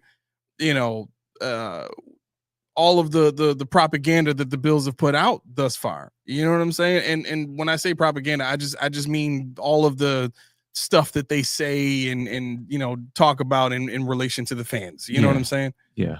I think I really think the presence of embedded kind of waters down this Hard Knocks. Yeah, I agree. I think that kind of does it because you get the personality, you get the family. We saw Khalil Shakir putting the kebabs on the barbecue with his girl going to the Japanese market. We saw him working with Moles. We saw the draft room. We saw these things. You know, we saw the introduction, bringing Harrison bringing his family on in, and they all got their hats on, and you know, we saw these things. So it's almost like I liken it to, and this has nothing to do with the Bills at all. I liken it to class reunions. Who goes to those? Not as Facebook's there. We're not catching up. I see you every day. You post your dinner, you post your kids, you post your husband, you post your car, you post your job, you post it. I know you more than you know than you want me to know you because you're posting everything. So see, when my mom went to her reunion and my dad went to his reunion, it was like, oh man, I ain't seen you in 20 years. How's everything going? But now it's like, yo, I am in you. I'm DMing, I'm talking. I know you, you know. And so it kind of takes a lot of the luster away. And I get, but see, that's the way people feel about this show is the way I feel whenever they say they're going to camp. I don't care about them walking into the dorms, but I'm like, yo, it's synergy again. We got teamwork brewing. We got stuff happening. We got rookies out there learning from the vets. We got vets that's trying to keep their job. We got drama. That's all I need. So when you're talking about Hard Knocks, and the thing is, I think people need to Billy, his 30 years coming up. Yeah, no, ours is, well, we're not that far yet, but we're over 20. So yeah, you know, it's for me. I told people in the Discord, I'm going to listen to anybody that wants to talk about it, and I'll even add what I can, but I can't guarantee I'm going to watch them all. That's the thing. I can't guarantee I'm really going to digest all these Hard Knocks because it's just it's not what I get off on. Right. Albert says, man, we got some storylines for our team. Frank Gore's son, Chase Claypool, humble comeback. Deion Dawkins, drag racing hobby. Maxwell and Dalton Kincaid weight jury. I mean, look, the Dalton Kincaid thing, part of the reason you lose weight is to strengthen your core. And I think more than anything that I've seen with him in general, I don't really think that was a major issue. I just think that they wanted that for the sake of his contact balance. His ability to, yes, thank you. Did you bring one for? Where's this control? No, there it is. Okay. Yeah. So I think for the sake of I got some Reese tea finally in the joint here. I'm about to drink it up. We both are. Reese. So anyway, take us to pass it. No, I'm joking. And somehow there's a pause. I don't know who got paused. Maybe you. I'm guessing. Who? Nate paused you. What did I say? I don't know. You said. Oh, Nate, you got to tell me what I said now. Something about it was a Kincaid weight. You trying to keep it jury. up? I'm not sure. Oh, there's not another one. This is the last one.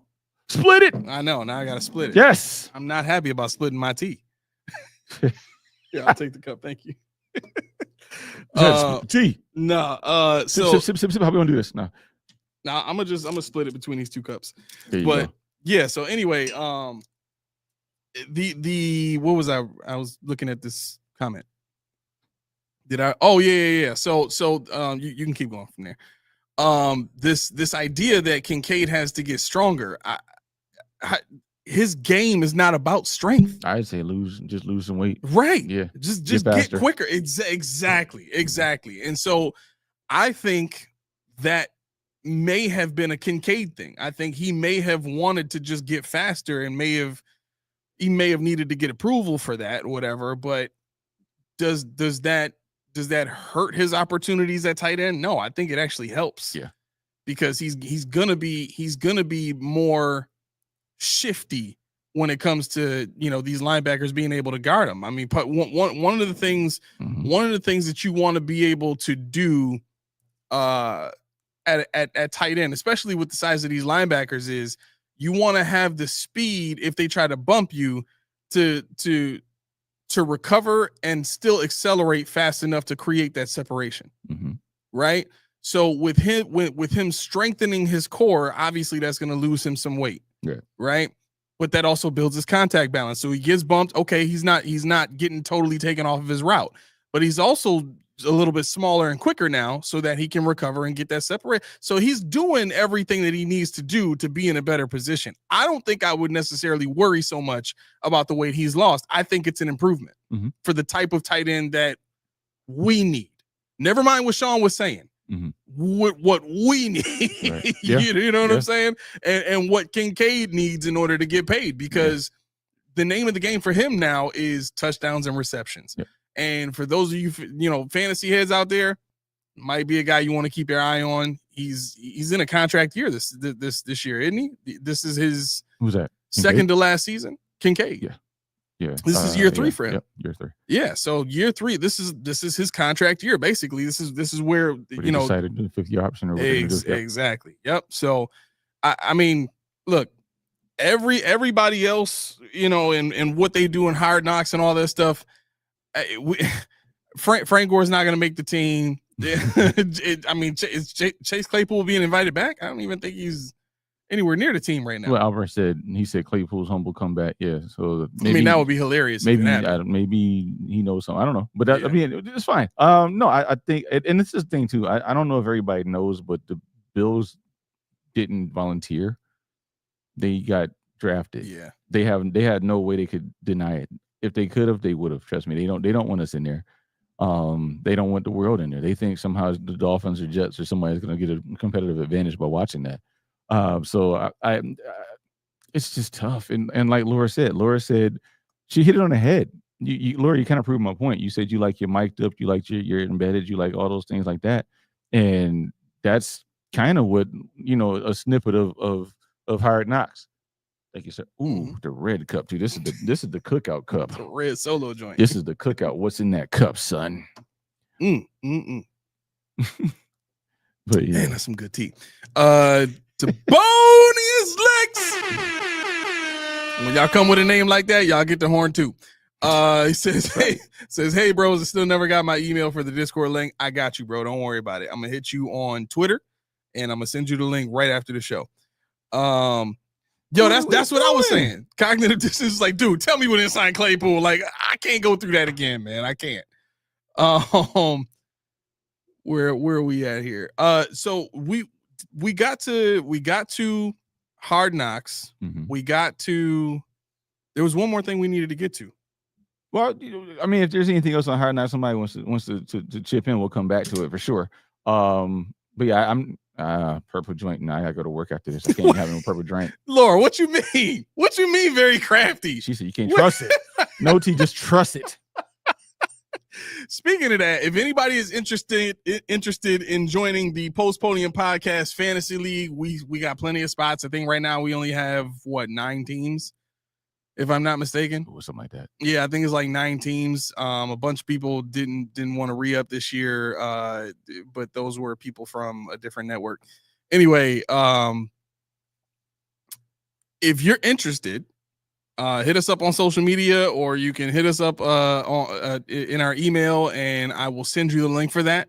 It is free, and I mean, Laura just destroyed my my next point, which is if anybody is interested in playing and this is their first time, I can absolutely help you get started and give you advice and all that kind of stuff. But I am not sneaky as Laura is trying to propagate right now. But okay, Zoomers in. You do help out, and your trades are relatively fair. So yeah, no, it's $2,500 entry for the league. Who got that kind of guap? Wait, what? Where's that? Heel said that. Huh? At the bottom. Heel said it. Who said that? Heel, right there. 2,500. Yeah, I think he's just messing around. No, it's free 99. It's free 99 for sure. But yeah, like I actually love trading, so I always try to make sure, no matter what happens, the person that trades with me is getting somebody they want. I'm getting somebody I want. And if it don't work out, it don't work out. My issue is I can't stand people that are just so skeptical that they just won't trade with anybody. It's like, dude, are you that scarred? Like you know what I'm saying? Like, that's me. I'm I knew you traded with me and you ended up winning that trade. Heavily. Okay. You heavily won that trade. I mean, but still, my team was dumpster juice at the time because everybody was hurt. I mean, I get. Well, yeah, that. I was like, wow. If your team hadn't have got hurt, bro, you would have had the best team in the league. I was easily. like, yeah. I just want to go right in my face, like, yo, what happened? Yep. Pick a kicker in the first round. Yeah, that's the type of advice I give, according to Laura. Kev says fantasy is too boring to me. Dang, if fantasy is boring, what do you like? You gamble? You know what's funny about that? The reason why I do fantasy is because the conversation, and it keeps me in tune with what's going on in the league, because I don't watch other games. So if I didn't play fantasy, I wouldn't know what other players are doing. I really wouldn't care. Yeah. It makes all the other games interesting to watch for me. That's the only reason I enjoy it. Yeah. It gives me a reason otherwise I just, like you said, I just wouldn't watch any other teams. Yeah, you'd be like, oh, Monday night I got 2 players. Let me as well watch this game. Right. I wouldn't watch that, but now I'm watching now. Right. The Browns versus the Falcons. I don't care about that. Right. Like, wait, I got Kyle Pitts and I got the Browns defense. Let's I'm do it. Putting that on. Yeah.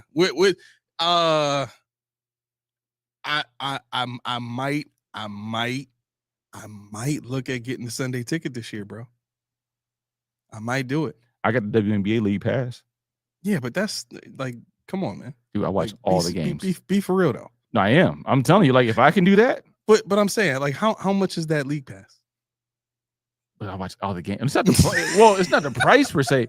It's the it is the price. You know how much the Sunday ticket is? It's like $500 or something like that. It's like $400. Yeah.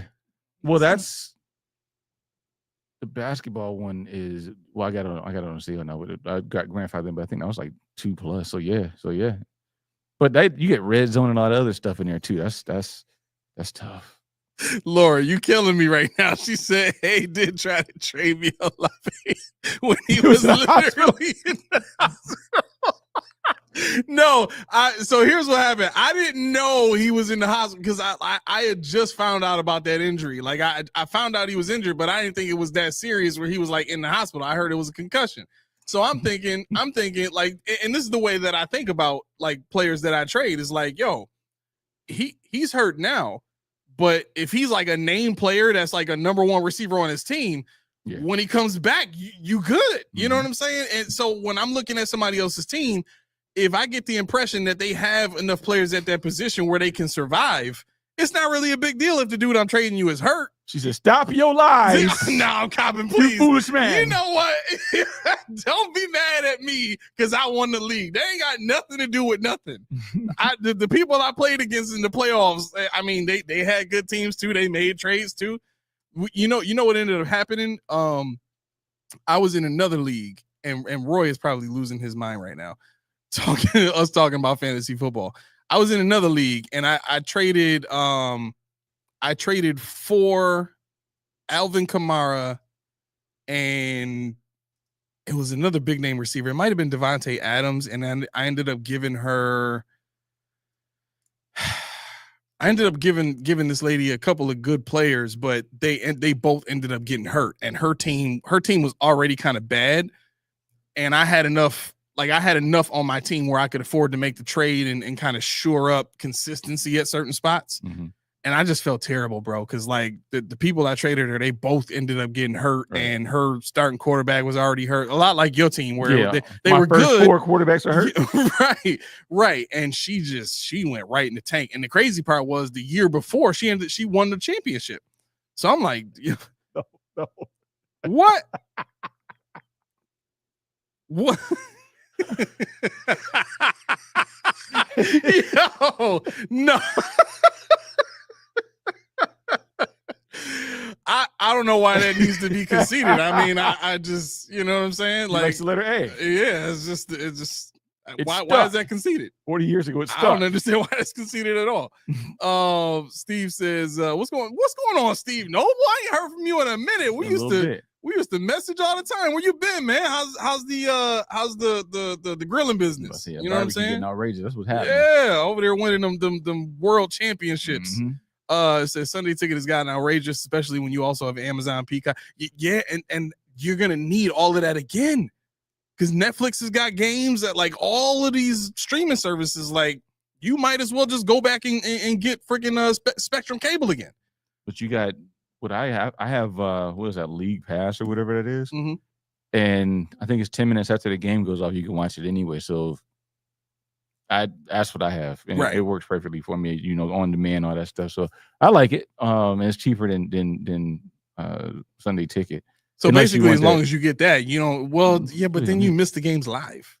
Well, if you're okay, so you're watching the Bills game, say you're going to watch another 1:00 game. As soon as the Bills games go off, you go over there and watch it if you want. But Yeah. I mean, I'm not watching live, but I don't have a Red Zone channel. That's the thing. If you want Red Zone, that's a whole different ballgame. I have Red Zone. I actually like that a lot. Yeah, see, I gotta hear stuff. I gotta see stuff. I want to watch some huddle. I'm weird. Nah, I'm you strange. know what it is like. And this is the other thing. Like when I'm watching the Bills game, I have to go back and rewatch it because while I'm watching the Bills game, I got Red Zone on my phone and I'm looking through fantasy football and I'm taking notes, of the Bills game in between everything else that I'm looking at. So I have to go back and rewatch the game just to make sure I saw what I saw. You're a mutant because when I'm watching the Bills game, Ken, really? Yeah. Oh, I mean, and I got my phone up like. No, I can't. Then I pause it, rewind it. I'm like, because I get too mad. Like if they start cutting up or they do something silly, like, I just. That's why going to the games is tough. It's hard for me. I'll be too mad. What are we doing? And I'll be like, oh, fine. You know what? And I'll just be on my phone doing fantasy football stuff. I'll text you and Mac, and I'm like, y'all see that? And then I'm like, while I do that, I'm writing notes. So sometimes I copy and paste my notes and send it to you guys in a text. That's how it works. So yeah, no, I literally am sitting there like absorbing everything. I'm watching it as a study. I'm studying this thing. I'm not watching as a fan. I'm watching to see who's doing what, how they're doing it, and what could we have done better. What did they miss? Yeah. Then later that night, I'll go back when I'm in bed on my tablet and I'll pull it back up, and then I'll watch the All-22 when that comes up. So I watched every game like 3 times. Dang, that's crazy. Oh, you can get this shirt easily. Heel Turn. Tell them where you can get it from. Yeah. You know what? Yeah, Heel Turn. Post your link. Post your link in the chat, and I will pin it to the top so everybody can go to your site. And y'all got to get some of these shirts, man. They dope for real. 100% cotton too, which is the best material that you can put on your body in terms of frequency and health. Health wise, like it's the best fabric you can put on your body aside from wool.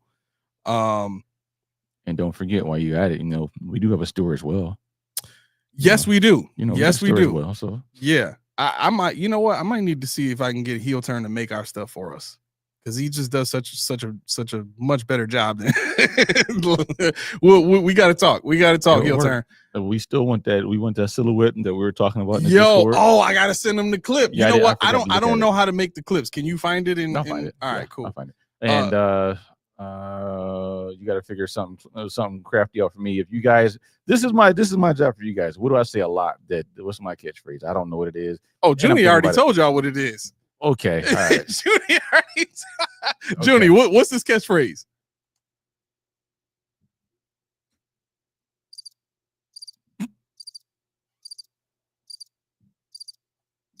Is he coming out here? Coming out here? Wait, what you doing? He didn't hear the. Okay. Yeah, the catchphrase. Oh, I know what it is. Is it "Man, watch out"? Is that my catchphrase? Yes. Okay. Yeah, I got to get a shirt. I got to get a design. If anybody wants to tell me what the design should look like with that phrase on it, yeah. I like that. I like that very much. Yeah, that's definitely you. Have you? Man, watch out. A cartoon with the do-rag and the hat on. Oh, there you go. Did somebody say that?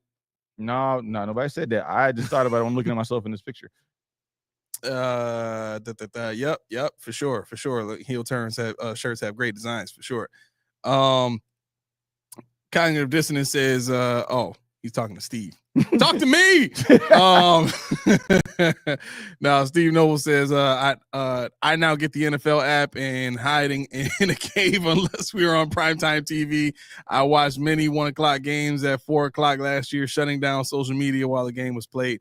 See, that's the hard part for me is like not because my wife loves to watch the games live. Mm-hmm. Like everything else stops when the game is on. It should be right by my side, just sitting there watching the game. Like she loves what you know how bad it is for her. if we're like at a cookout or something like that, and you know how the girls like to get together and have girl talk and stuff like that, she don't want nothing to do with that. Y'all back up, leave me alone. I'm trying to watch this Bills game on TV right now. Like, I love that. I love that 100%. What was that? Low flow. Oh, maybe when Junie came out, I think he might have been looking for a battery for the camera in there or something. I'm not really sure what that was. Possibly. Yeah. You're looking for the what? The camera. It's on the. Where's the stand? Yeah, all 22. Yeah, Laura. That's all you gotta do is get league pass. You get all 22. That's what I have. I have all 22 league pass. You'll get in there. Yeah, all 22 you can get through. Oh, the adapter for the camera. Okay, that makes sense. Oh, my camera died. Oh, it makes a lot of sense now. Okay, it's terrible, but yeah. But yeah, so I actually have all 22. It's great. It's you get it. It's like $14.99 for a month. Yeah, $14.99 a month. But again, that's all part of like the Red Zone package. When you get the Red Zone package, it comes with the all 22, and you also get to watch whatever live games are on your phone. You know what I'm saying? So what I like to do is on Sundays, if there's another game that I want to watch specifically, I can watch the Bills game, and if there's another game on at the same time, I can put that game on the NFL app and just watch that there. Or I can put the Red Zone show on my phone that basically pulls up all the touchdowns as they're being scored or right after they're scored. See, that's the thing that bothers me. I hate condensed. I hate condensed. What do you mean? Like you just said, they put up the score, the touchdown, blah blah blah.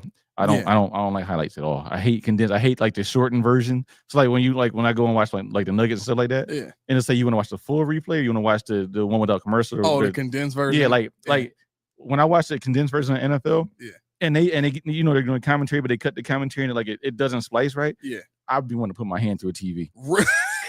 Why? I need all of it. I need the whole experience, all of it. I can't do it. I don't know. Like for me, I'm only there to see who scored. You know what I'm saying? Because that's like fantasy stuff. You know what I'm saying? Oh, who scored the touchdown? Oh, yes, that was my boy. Okay, cool. I'm about to go check and see how many points I got now. Am I winning? Blah, blah, blah. That's the only reason I watch that stuff. Yeah, I'm weird. I'm watching the linebacker drops. I'm watching are they pressing? I'm watching, the D tackle getting double team. I don't the score is like because you a scout. Yeah. You're a scout. Yeah. The score is like, oh, they scored. Right. But did you see that tandem block? Did you see the placement on that punt? I mean, it's weird, but yeah. So I will say though, it's about that time that we do the endorsement for this here. Oh man, for you talking about for this here? Wait, do I have camera? Yeah, for this here. Yeah. See, it's an empty bottle now. Yeah, but it's still Reese tea. It's still Reese-tastic. Cup. It's in your cup, and it's Reese-tastic. Reese-tastic. Reese tea, 1 part refreshing, 1 part delicious, 2 parts healthy. That's what you can expect when there are only 4 ingredients. I don't even drink tea, but let me tell you, that's a good drink there. Mm-hmm. What are you doing? Head over to Reese Tea. Get your supply by the case or individual. Why would you do that? Get a case. You won't be disappointed. What do I know? See for yourself. Reese Tea. Click the link in the description below. Use the code PPP or Post Podium Podcast. Let them know who sent you. All right. I want a radio show now. I do too. I want to do a Quiet Storm radio show. And yeah, I want to do a Bill show too. Listen, the city needs more competition for WGR anyway. We could be like a chocolate version of Chauvin Bulldog. Yeah, there you go. We got to start pitching this. Maybe that's what we do. It'll work. Start pitching the show to a radio station. See if we can get it going. Chocolate drop it. No, that's Kevin Hart. Never mind. If anybody watching this right now has any connections to a radio station, please let us know. Let me check the comments to make sure I'm not going crazy here. If anybody's got a contact at a radio station, we'd like a job. That would be great. Nate, I am drinking it. It's right here. He said McKee will never drink it. It's right here. In my cup. I can't tilt it far enough. I can't because it's gonna spill. It's in there. You see it? Yeah. Yep, I saw it. All right, we gotta jump on the window. Even though he is drinking tea, he is about to streak. Get fired while drinking tea. Right? About to teabag himself. So yeah. Wow. Yeah. We got away with that one. Okay. All right. I'll take Appreciate every single one of you that commented, every single one of you that has spent this time with us watching the show today. As always, if you haven't done so already, please hit that like button, hit that the subscribe button, hit the bell, make that thing Ring-a-ling-a-ling. so that you can get notifications when we send notifications. If at all any of you have any suggestions for topics or things that you want to hear about, if you're a member, you can ask us about that stuff in the Discord chat. If you're not a member and you're not a subscriber, you can hit us in the comments and just kind of make a suggestion. Hey, I'd like to hear a little bit more about this topic, or what do you guys think about this? We can turn it into a show if we're getting requests on that consistently. So we're in the space in the off season where creativity is key, right? And we're one of those shows that don't take any time off. We're gonna go all the way through summer, all the way up until the start of training camp and all that kind of stuff. So, I mean, not that we need the creativity, but we just want to make sure that we're covering everything that you guys want to hear and everything that you guys want to see covered. So, with that being said, we got to jump out of here. Make sure you check out my oldest son, our AO producer, Junie, has his own podcast, Basketball Truth and Knowledge. He's on YouTube. Make sure you check him out. He also has a gaming channel that he's starting. I think he's going to be doing his first stream this weekend. He did one last week, like a test stream, but that didn't save to his page.